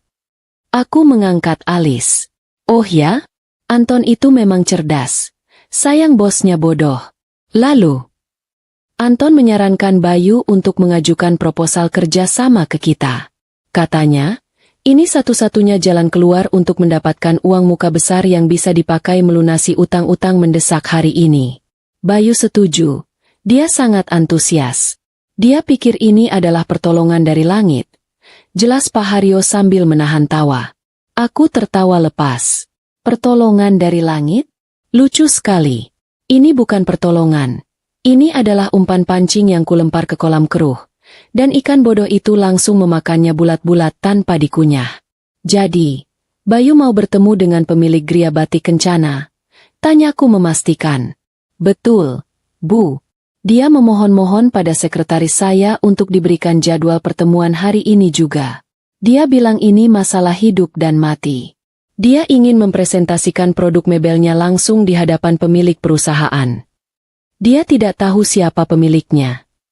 Sama sekali tidak, Bu. Selama ini kan nama ibu disembunyikan di balik nama perusahaan induk. Di berkas umum, nama pemiliknya hanya tertulis RK Group. Bayu tidak cukup pintar untuk menghubungkan RK dengan Ratna Kencana. Ini sempurna.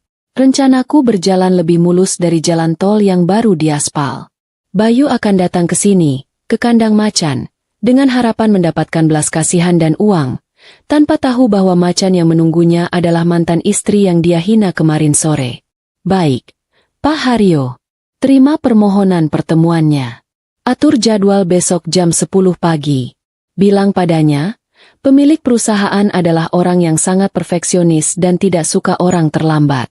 Oh, dan satu lagi, suruh dia bawa semua tim intinya.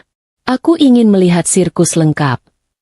Tim inti maksudnya Bu Hesti dan Nona Siska juga? Tanya Pak Haryo ragu. Tentu saja. Bayu kan selalu bilang Siska itu sekretaris yang kompeten dan ibunya adalah penasihat spiritualnya. Biarkan mereka semua datang. Aku ingin melihat wajah mereka saat pintu ruangan ini terbuka. Siap, Bu. Saya akan atur semuanya. Ruang rapat utama akan saya siapkan. Aku memutar kursi menghadap jendela besar yang menampilkan pemandangan kota dari ketinggian. Bayu, kamu pasti sekarang sedang sujud syukur. Merasa doa-doamu terkabul. Kamu pikir kamu akan bertemu dengan pengusaha tua yang gampang dirayu, yang akan memberimu uang miliaran rupiah untuk menyelamatkan bisnis bobrokmu. Kamu akan menyiapkan jas terbaikmu, yang mungkin sewa, dan menyuruh Siska berdandan secantik mungkin untuk memikat klien. Besok akan menjadi hari yang sangat panjang dan menyenangkan. Aku harus mempersiapkan mental, bukan mental untuk takut, tapi mental untuk menahan tawa agar tidak meledak di depan muka mereka nanti. Aku membayangkan ekspresi Bayu saat kursi kebesaranku berputar. Apakah dia akan pingsan, mengompol, atau lari terbirit-birit? Apapun reaksinya, itu akan menjadi kado ulang tahun susulan terbaik yang pernah ada. Ratna, gumamku pada diri sendiri. Kamu jahat sekali. Tapi, sudahlah, mereka yang memulainya. Aku kembali fokus pada tumpukan berkas di meja. Bisnis tetap harus jalan, uang harus tetap mengalir.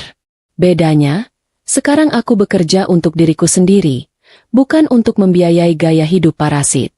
Hidup ini indah jika kita memegang kendali, dan sekarang, kendali itu ada penuh di tanganku.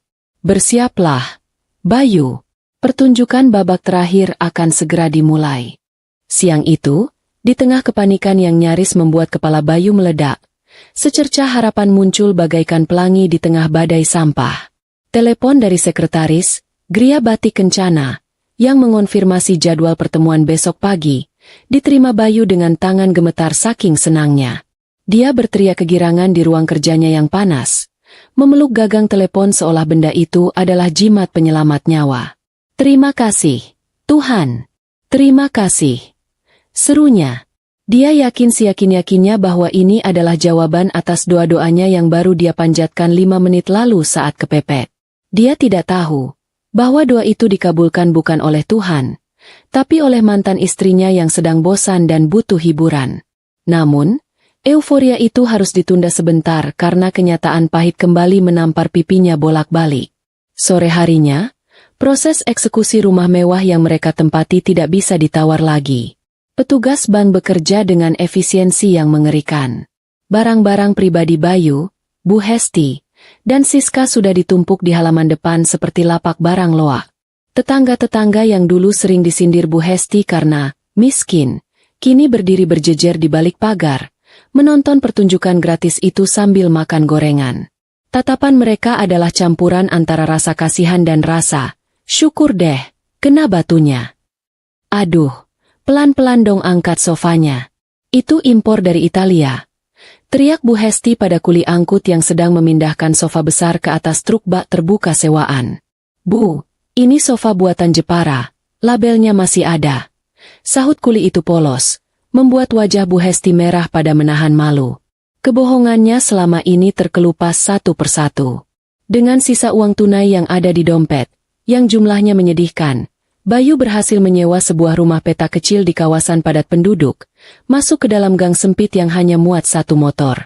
Bayangkan, dari istana 2 lantai ber-AC, mereka harus pindah ke rumah kotak sabun yang atapnya seng, di mana kalau hujan suaranya seperti konser musik cadas, dan kalau panas rasanya seperti dikukus dalam panci presto. Perjalanan menuju rumah baru itu diiringi tangisan Siska yang tidak henti-hentinya. Mas Bayu, ini beneran kita tinggal di sini? Baugot, Mas, nanti kulitku gatal-gatal gimana?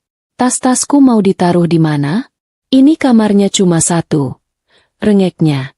Bayu yang sedang menyetir mobil kantor tua itu hanya bisa menghela napas panjang. Sabar, Siska. Ini cuma sementara. Besok aku ada pertemuan besar dengan pemilik Gria Batik Kencana. Kalau kontrak ini tembus, kita bisa beli rumah yang lebih bagus dari yang kemarin. Percaya sama aku. Kata-kata, rumah lebih bagus, itu sedikit meredakan tangisan Siska, diganti dengan mode mata duitan yang berbinar. Bu Hesti yang duduk di belakang, terjepit di antara kardus blender dan magic comb, ikut menimpali.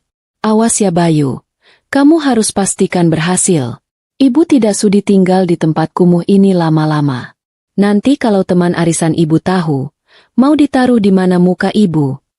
Lucu sekali Bu Hesti ini, dia masih memikirkan muka, padahal harga dirinya sudah tergadai bersama sertifikat rumah. Malam pertama di rumah kontrakan sempit itu adalah definisi kekacauan yang sempurna. Tidak ada pembantu yang membereskan barang. Jadi mereka bertiga harus mengangkat kardus sendiri. Siska yang kukunya panjang dan terawat, menjerit histeris saat melihat kecoak melintas santai di lantai kamar mandi. Bu Hesti sibuk mengomel karena kipas anginnya tidak mau menyala, sementara Bayu duduk di lantai beralaskan tikar, mencoba menyetrika kemeja terbaiknya untuk besok. Pemandangan yang sangat mengharukan, kalau saja mereka bukan orang-orang yang menyebalkan. Dengar semuanya, kata Bayu sambil menggosok kemejanya dengan setrika pinjaman tetangga sebelah. Besok pagi jam 10 kita harus ada di kantor Gria Batik Kencana. Sekretaris di sana bilang, pemilik perusahaan ingin bertemu dengan tim inti aku. Jadi, ibu dan Siska harus ikut. Aku ikut? Tanya Siska sambil meniup-niup kukunya yang patah satu. Ngapain? Aku kan gak ngerti soal kayu. Kamu kan sekretarisku. Siska, penampilanmu yang cantik itu aset. Siapa tahu pemiliknya bapak-bapak tua yang senang lihat wanita bening, jadi kontraknya gampang cair. Jelas Bayu dengan logika bisnisnya yang dangkal. Siska tersenyum simpul, merasa tersanjung dianggap aset, padahal maksudnya lebih ke arah umpan. Ibu juga harus ikut, lanjut Bayu. Sebagai penasihat senior. Biar mereka lihat kalau bisnis kita ini bisnis keluarga yang solid dan terpercaya. Bu Hesti langsung menegakkan punggungnya yang pegal. Tentu saja ibu ikut. Tanpa doa dan aura ibu, mana mungkin kamu bisa sukses? Lagi pula, ibu harus pastikan kamu tidak ditipu orang. Ironis sekali, orang yang paling sering menipu diri sendiri sekarang takut ditipu orang lain. Malam itu mereka tidur berimpitan di satu kamar sempit. Bayu di kasur busa tipis, Siska di sebelahnya, dan Bu Hesti di pojokan. Suara nyamuk yang berdengung di telinga menjadi lagu pengantar tidur mereka, menggantikan alunan musik klasik yang biasa diputar di rumah lama. Mereka tidur dengan membawa mimpi yang sama, mimpi tentang uang miliaran rupiah yang akan jatuh dari langit besok pagi. Mereka tidak tahu, langit sedang mendung pekat dan siap menurunkan hujan badai. Keesokan paginya, kerusuhan terjadi lagi. Karena kamar mandi hanya satu, mereka harus berebut. Siska, cepat dong mandinya. Luluran kok lama banget, ini airnya cuma sedikit. Gedor Bu Hesti dari luar pintu plastik kamar mandi yang sudah agak reot. Sabar dong, Bu. Rambutku kusut nih kena air sumur. Sahut Siska dari dalam. Bayu sudah siap dengan setelan jasnya. Meskipun jas itu agak bau apek karena terlalu lama disimpan di kardus lembab, dia menyemprotkan parfum yang banyak untuk menyamarkannya. Dia bercermin di kaca spion motor tetangga yang terparkir di depan gang, menyisir rambutnya klimis. Ganteng. Kamu pasti bisa, Bayu. Hari ini nasibmu berubah. Gumamnya menyemangati diri sendiri. Ya, nasibmu memang akan berubah, Mas. Berubah jadi lebih tragis. Pukul 9 pagi, mereka sudah siap berangkat. Bayu menyewa mobil rental harian yang cukup bagus menggunakan sisa limit terakhir di kartu kredit cadangannya. Dia tidak mau datang naik mobil kantor butut. Gengsi dong. Siska tampil maksimal dengan gaun pendek dan sepatu hak tinggi, meski dia sempat terpleset saat berjalan di gang becek depan rumah. Bu Hesti memakai kebaya sutra dan semua perhiasan emas, yang untungnya belum sempat dijual, agar terlihat seperti nyonya besar. Mereka duduk di dalam mobil sewaan itu dengan dagu terangkat, seolah-olah mereka adalah keluarga kerajaan yang sedang menyamar. Ingat, kata Bayu saat menyalakan mesin. Jangan perlihatkan kalau kita lagi susah. Pasang wajah kaya, senyum mahal. Jangan norak kalau lihat kantor mereka yang bagus. Tenang saja, Mas. Akting itu makananku, jawab Siska percaya diri. Sementara itu, di lantai teratas gedung Gria Batik Kencana, aku sedang berdiri memandang jalan raya dari balik kaca jendela besar. Cangkir teh di tanganku mengepulkan asap tipis. Pak Haryo berdiri di belakangku, tersenyum sopan. Mereka sudah di jalan, Bu. Menurut pantauan, mereka menyewa mobil mewah untuk datang ke sini. Aku tertawa kecil. Konsisten sekali mereka dalam memelihara gengsi. Baguslah, semakin tinggi mereka terbang, semakin sakit nanti jatuhnya. Ruang rapat sudah siap. Kamera pengawas juga sudah aktif. Jadi ibu bisa melihat kedatangan mereka dari tablet ini sebelum masuk ke ruangan. Kata Pak Haryo sambil menyerahkan gawai canggih itu padaku. Terima kasih, Pak Haryo. Oh ya, pastikan AC di ruang tunggu dimatikan atau dipasang di suhu paling hangat ya. Biar mereka sedikit berkeringat sebelum bertemu saya. Anggap saja itu sauna gratis. Siap. Laksanakan, Bu. Aku melihat jam tangan Rolex yang melingkar di pergelangan tanganku. 30 menit lagi. 30 menit lagi menuju reuni keluarga paling canggung dalam sejarah. Jantungku berdebar, bukan karena takut, tapi karena antusiasme yang meluap-luap. Rasanya seperti anak kecil yang menunggu jam buka puasa. Tak sabar ingin menyantap hidangan utama. Aku merapikan sedikit blazer merah marunku. Ayo, Ratna. Tunjukkan pada mereka siapa yang sebenarnya, kampungan. Bisikku pada diri sendiri. Di bawah sana, mobil sewaan Bayu mulai memasuki gerbang gedung perkantorku. Dari layar tablet, aku bisa melihat wajah Bayu yang tegang tapi penuh harap, wajah Siska yang sibuk membedaki hidung, dan wajah Bu Hesti yang menatap gedung tinggiku dengan mulut menganga kagum. Selamat datang di kandang singa, kelinci-kelinci manisku. Pintunya sudah terkunci dari luar, dan kuncinya ada di saku blazerkus. Bayu, Siska, dan Bu Hesti melangkah masuk ke lobi gedung Gria Batik Kencana, dengan gaya yang berusaha terlihat meyakinkan, padahal lutut mereka sebenarnya gemetar. Lobi itu begitu megah. Lantainya marmer putih yang saking mengkilapnya bisa dipakai bercermin membetulkan riasan. Lampu kristal raksasa menggantung di langit-langit, memancarkan cahaya keemasan yang membuat pakaian mewah mereka terlihat sedikit kusam dan ketinggalan zaman. Bayu merapikan jas sewaannya yang sedikit kesempitan di bagian ketiak, sementara Siska sibuk menahan rok pendeknya agar tidak tersingkap angin dari pendingin ruangan yang kencang. Wah, gila, ini kantor apa istana Firaun? Bisik Siska norak, matanya jelalatan menatap interior gedung. SSD, jangan kampungan, desis Bu Hesti, meski matanya sendiri tak kalah liar menaksir harga vas bunga raksasa di sudut ruangan.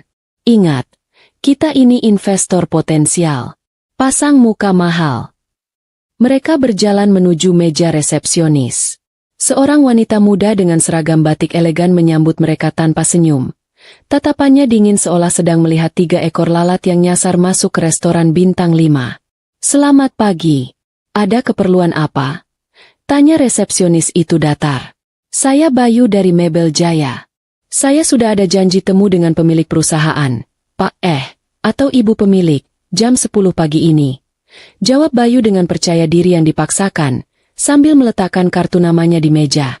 Resepsionis itu melirik kartu nama Bayu sekilas, lalu mengetik sesuatu di komputernya. Oh, Pak Bayu, silakan naik ke lantai 12. Tapi mohon maaf, lift tamu sedang diperbaiki. Anda dan tim harus menggunakan lift barang di belakang. Wajah Siska langsung cemberut. Lift barang? Masa tamu VVIP naik lift barang? Bau dong nanti. Itu prosedurnya, Bu. Kalau tidak mau, silakan lewat tangga darurat. Jawab resepsionis itu ketus. Bayu buru-buru menyikut lengan Siska agar diam. Mereka tidak punya posisi tawar di sini. Dengan menahan gengsi, mereka akhirnya naik lift barang yang untungnya bersih, meski agak sempit. Sesampainya di lantai 12, mereka diarahkan ke sebuah ruang tunggu. Dan disinilah, sambutan hangat dariku dimulai. Sesuai instruksiku, AC di ruang tunggu itu sudah dimatikan total sejak 1 jam lalu. Ruangan itu pengap, panas, dan tidak ada ventilasi. Jendela kaca besar di sana langsung menghadap matahari pagi yang sedang terik-teriknya. Efek rumah kaca yang sempurna. Silakan tunggu di sini. Pimpinan sedang ada panggilan penting.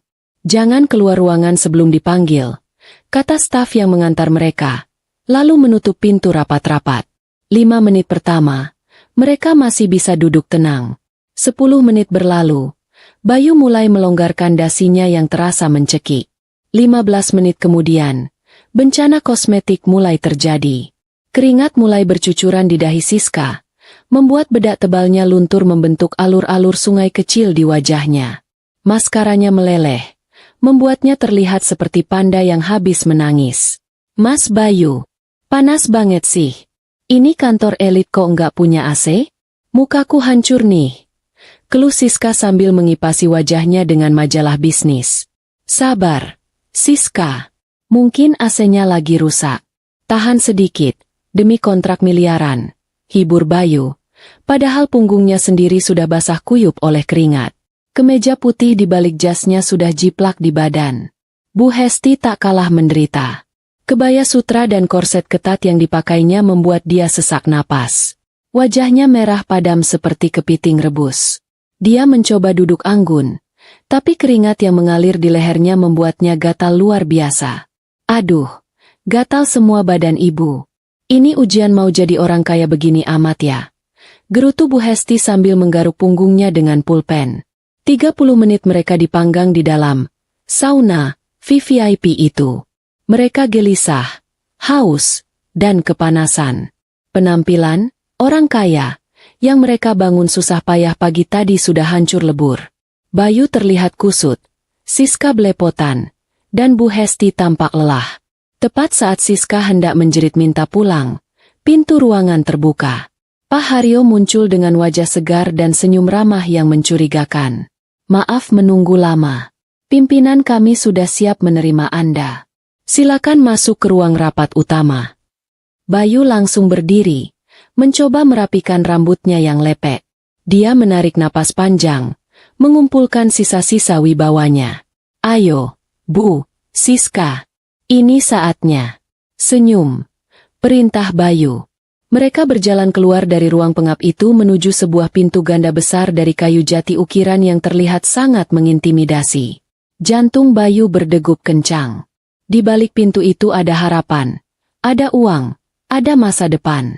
Dia tidak tahu bahwa di balik pintu itu juga ada masa lalu yang siap menerkamnya. Pak Haryo membukakan pintu lebar-lebar. Udara sejuk langsung menerpa wajah mereka.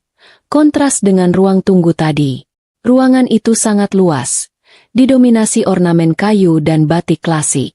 Di ujung ruangan, ada sebuah meja kerja besar membelakangi jendela kaca raksasa yang menampilkan panorama kota. Di balik meja itu, sebuah kursi kebesaran dengan sandaran tinggi menghadap ke arah jendela, membelakangi mereka. Sosok yang duduk di sana tidak terlihat, hanya tangan kanannya yang terlihat sedang memegang pena emas, mengetuk-ngetuk meja dengan irama pelan yang mencekam. Silakan duduk. Suara wanita yang jernih dan berwibawa terdengar dari balik kursi itu. Suara yang sangat familiar, tapi terdengar berbeda. Bayu mengernyitkan dahi. Dia merasa kenal suara itu, tapi otaknya menolak percaya. Terima kasih, Bu, jawab Bayu gugup. Dia, Bu Hesti, dan Siska duduk di kursi tamu di depan meja besar itu. Mereka duduk dengan gelisah, seperti terdakwa di kursi pesakitan. Saya dengar Mebel Jaya sedang butuh suntikan dana besar.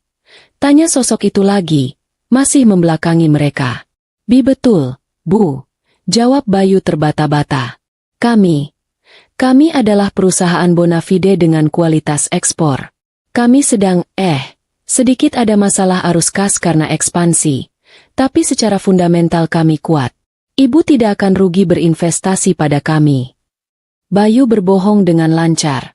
Naluri bertahannya muncul. Siska di sebelahnya mencoba tersenyum manis. Berharap, Ibu Bos, ini akan luluh. Bona fide ya? Kualitas ekspor. Sosok itu terkekeh pelan. Tapi setahu saya, kalian baru saja diusir dari rumah karena tidak bayar cicilan, dan pabrik kalian disegel karena utang bahan baku. Apa itu definisi kuat menurut Anda? Bayu, Bu Hesti, dan Siska terbelalak. Darah mereka serasa berhenti mengalir. Bagaimana orang ini tahu sedetail itu? Itu hanya gosip, Bu. Fitnah pesaing. Sanggah Bu Hesti panik. Anak saya pengusaha sukses. Kursi kebesaran itu perlahan mulai berputar. Bunyi derit halusnya terdengar seperti suara lonceng kematian di telinga mereka. Gosip ya?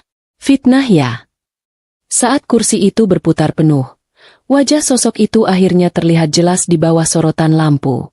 Mengenakan setelan merah marun yang elegan, rambut pendek yang segar, dan tatapan mata setajam elang. Kalau begitu, coba jelaskan langsung pada mantan istrimu yang kampungan ini, Mas Bayu. Jantung Bayu seakan copot dan jatuh ke lantai. Mulut Siska terbuka lebar sampai lalat bisa masuk. Mata Bu Hesti melotot nyaris keluar. Di hadapan mereka, duduk Ratna. Bukan Ratna si pembantu, tapi Ratna sang penguasa. Senyum di bibirku merekah. Senyum terdingin yang pernah kuberikan pada mereka. Kejutan, ucapku pelan. Keheningan yang terjadi di ruangan itu sungguh mencekam, lebih hening daripada kuburan di tengah malam, namun di saat yang sama lebih bising oleh suara detak jantung mereka bertiga yang sepertinya sedang berlomba lari maraton. Bayu berdiri mematung dengan mulut setengah terbuka, persis seperti ikan mas koki yang kehabisan oksigen di daratan. Wajahnya yang tadi pucat karena kepanasan di ruang tunggu, kini berubah warna menjadi abu-abu, seolah darah di tubuhnya mendadak berhenti mengalir karena syok berat. Siska, si gundik yang biasanya cerewet, kini membisu 1000 bahasa dengan mata melotot, menatapku seolah aku adalah hantu penasaran yang bangkit dari sumur tua. Bu Hesti adalah yang pertama kali mencoba memecahkan kebekuan, meskipun dengan cara yang menyedihkan. Otaknya yang dipenuhi gengsi menolak keras kenyataan yang ada di depan mata. Dia tertawa canggung, tawa yang terdengar sumbang dan dipaksakan. Ah, Ratna, kamu ini pintar sekali bikin lelucon, katanya sambil mengibas-ngibaskan tangan, mencoba mencairkan suasana. Kamu pasti kerja di sini kan? Jadi apa? Asisten pribadi? Atau tukang bersih-bersih yang kebetulan boleh duduk di kursi bos saat istirahat? Sudahlah, jangan main-main.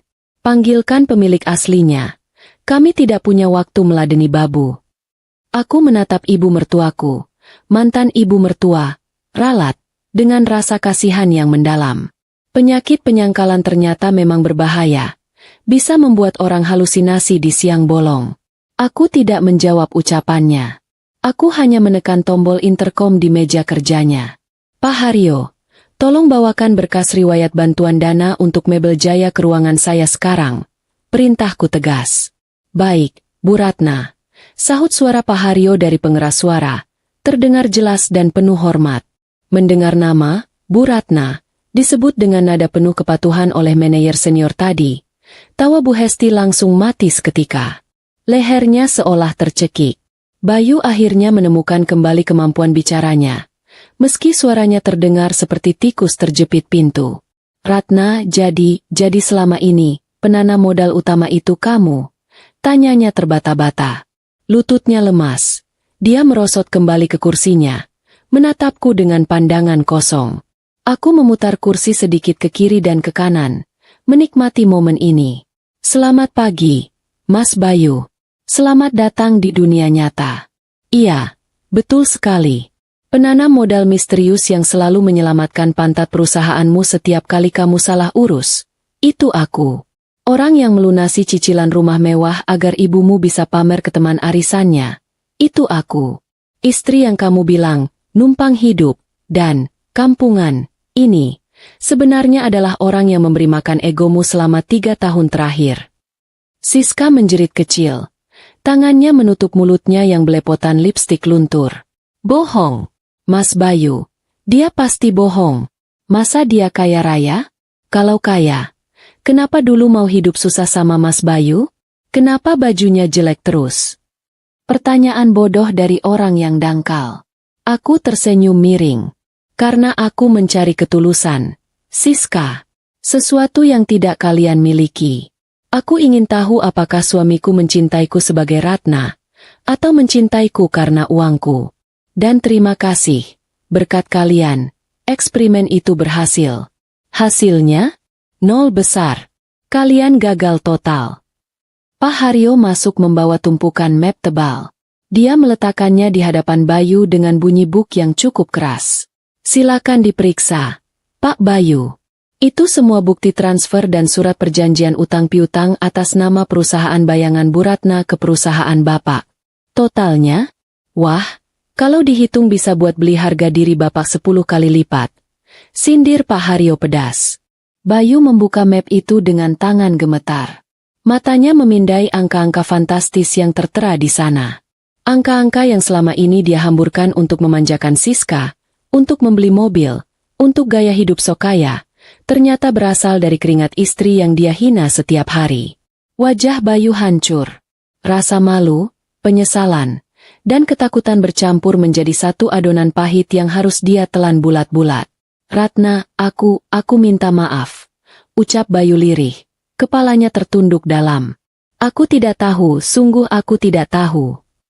Tidak tahu bukan alasan, Mas. Potongku tajam. Justru karena kamu tidak tahu, sifat aslimu keluar semua. Kalau kamu tahu aku kaya dari awal, pasti kamu akan pura-pura baik, kan? Kamu akan menjilat kakiku. Bu Hesti akan memujiku setinggi langit. Itu namanya munafik. Bu Hesti yang tadi garang, kini menciut seperti kerupuk disiram kuah. Dia menatapku dengan tatapan memelas yang menjijikan. Ratna, anakku sayang, menantuku yang cantik. Bujuk Bu Hesti dengan suara bergetar. Ibu hilaf. Nak, Ibu cuma terbawa suasana. Sebenarnya Ibu sayang sama kamu. Siska ini yang menggoda Bayu. Ibu dipengaruhi dia. Siska terbelalak kaget dituduh begitu. Loh kok Ibu nyalahin aku? Ibu kan yang dari dulu nyuruh Mas Bayu cari istri baru yang kaya. Ibu yang bilang Ratna itu pembawa sial. Diam kamu, bentak Bu Hesti. Ratna, dengarkan Ibu. Kita bisa perbaiki ini, ya? Bayu ceraikan Siska sekarang juga. Kita kembali seperti dulu. Kamu kan istri yang baik. Pasti mau memaafkan suami, kan? Ingat surga istri ada pada suami, nak. Aku tertawa lepas. Tawa yang menggema di seluruh ruangan luas itu. Sungguh drama komedi yang menggelikan. Mereka saling gigit saat kapal mulai karam. Surga? Tanyaku sambil menyeka ujung mata yang berair karena tertawa. Bu, tolong jangan bawa-bawa agama kalau kelakuan Ibu masih seperti setan. Dan maaf, tawaran rujuk ditolak. Toko sudah tutup. Barang yang sudah dibuang ke tempat sampah. Tidak mungkin saya pungut lagi untuk dipajang di etalase. Aku berdiri dari kursi kebesaranku, berjalan mendekati meja. Menatap mereka satu persatu dengan tatapan intimidasi penuh. Kalian datang ke sini minta bantuan, kan? Minta kerja sama kontrak mebel. Mata Bayu berbinar sedikit. Secercah harapan muncul lagi. Iya, Ratna, tolonglah. Bantu aku sekali ini saja. Perusahaanku hancur. Karyawanku butuh makan. Aku mohon sebagai teman lama. Teman lama? Dengusku. Oke, ini jawaban saya. Aku mengambil proposal yang dibawa Bayu, mengangkatnya tinggi-tinggi, lalu menjatuhkannya ke tempat sampah di samping meja kerjaku. Kerja sama ditolak. Gria Batik Kencana hanya bekerja sama dengan pengusaha yang punya integritas dan etika. Kamu tidak punya dua-duanya. Lagi pula, kamu bilang kamu butuh pasangan yang selevel, kan? Nah, sekarang lihat, Mas. Aku ada di puncak gedung. Kamu ada di dasar jurang. Kita sudah beda level. Jadi, Silakan cari bantuan di tempat lain yang levelnya sama rendahnya dengan kalian. Wajah Bayu padam total. Harapan terakhirnya baru saja kubuang ke tong sampah. Ratna, tega kamu. Desisnya putus asa. Lebih tega mana sama suami yang kasih surat cerai di hari ulang tahun istrinya. Balasku telak. Aku kembali menekan tombol interkom. Pak Haryo, tolong panggil keamanan. Tamu-tamu ini sudah selesai urusannya. Pastikan mereka keluar lewat pintu belakang. Jangan sampai mengotori lobi utama. Siap, Bu.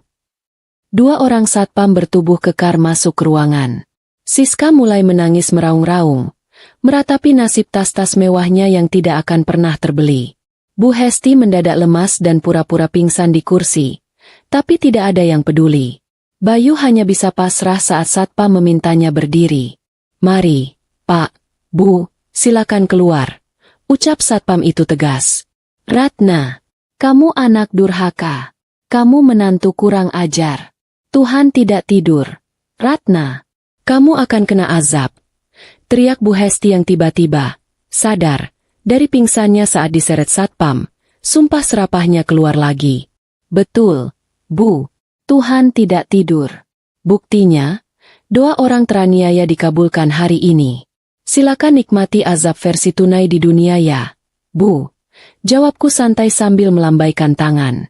Pintu ruangan tertutup kembali, meredam suara teriakan dan tangisan mereka yang menjauh. Keheningan kembali menyelimuti ruangan, tapi kali ini, keheningan itu terasa sangat manis dan melegakan. Aku menghempaskan tubuhku kembali ke kursi empuk. Rasanya seperti baru saja membuang sampah busuk yang sudah 3 tahun tersimpan di dalam rumah. Bersih, lega, wangi. Tapi tunggu, ini belum berakhir sepenuhnya. Aku masih punya satu kejutan terakhir untuk memastikan mereka tidak akan pernah bisa bangkit lagi menggangguku. Babak penutup harus menjadi pukulan nokaut yang sempurna. Menutup pintu masa lalu itu rasanya seperti baru saja selesai buang hajat setelah sembelit 3 hari. Lega, plong, dan badan rasanya enteng sekali sampai bisa melayang. Setelah drama pengusiran di kantor tadi, aku tidak langsung pulang. Aku berdiri di dekat jendela, melihat ke bawah, menyaksikan 3 titik kecil, Bayu, Bu Hesti, dan Siska, berjalan gontai keluar dari gerbang gedungku. Mereka terlihat seperti ayam sayur yang baru saja kalah sabung, basah kuyup oleh keringat dan air mata penyesalan. Pemandangan itu jauh lebih indah daripada lukisan mahal manapun yang tergantung di dinding kantorku. Beberapa minggu setelah kejadian itu, hidupku kembali berjalan normal, atau lebih tepatnya, luar biasa normal.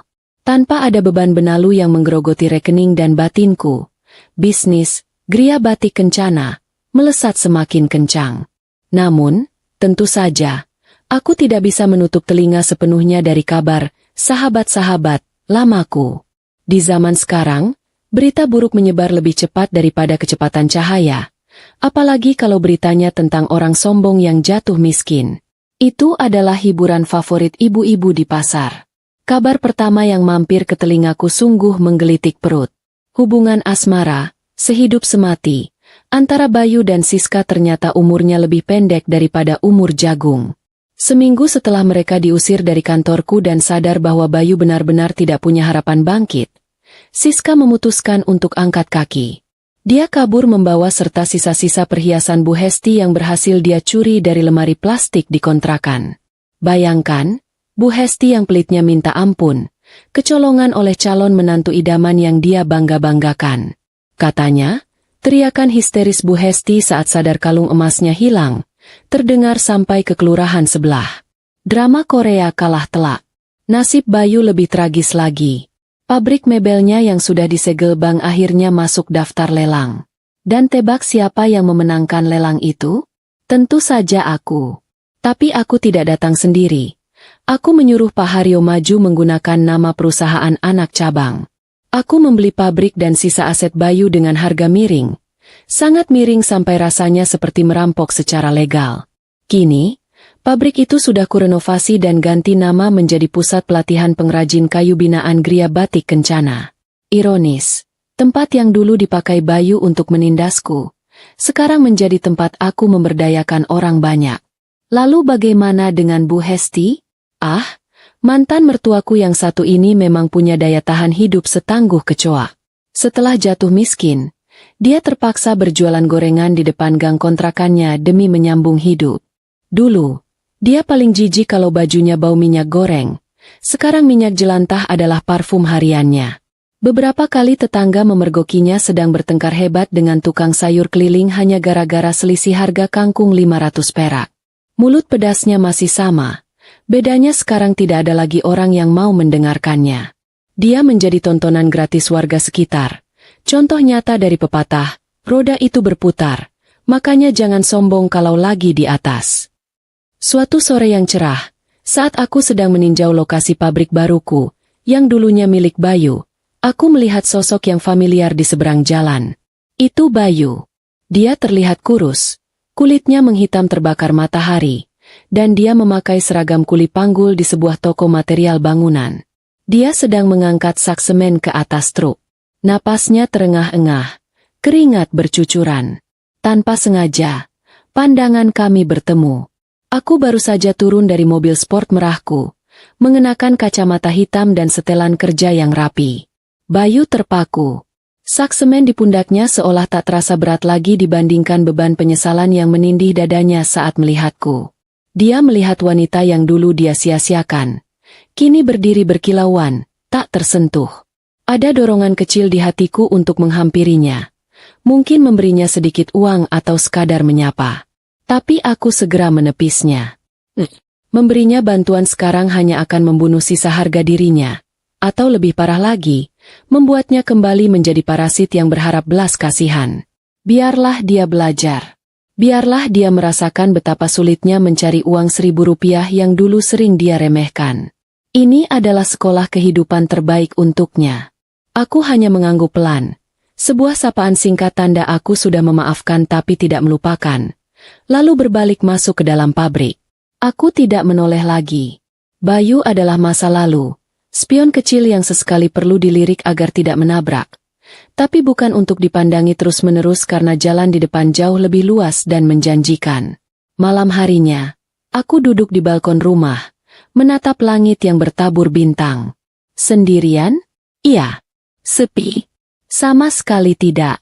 Dulu aku punya suami tapi rasanya sepi karena diabaikan. Sekarang aku sendiri, tapi hatiku penuh.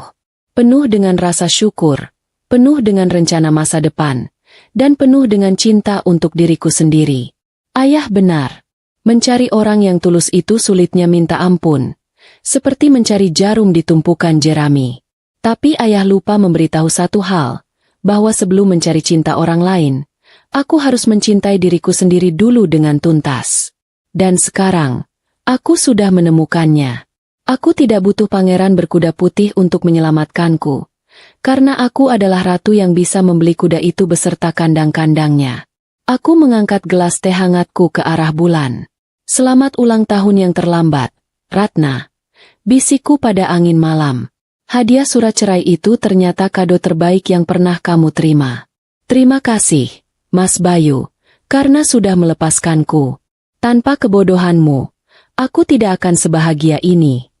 Cerita ini ditutup bukan dengan adegan romantis aku bertemu pria baru. Bukan. Itu terlalu klise.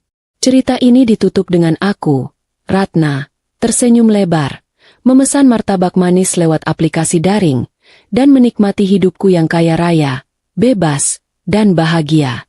Karena pada akhirnya, balas dendam terbaik bukanlah menghancurkan musuh sampai jadi debu, tapi menjadi begitu bahagia dan sukses sampai keberadaan mereka tidak lagi penting bagimu.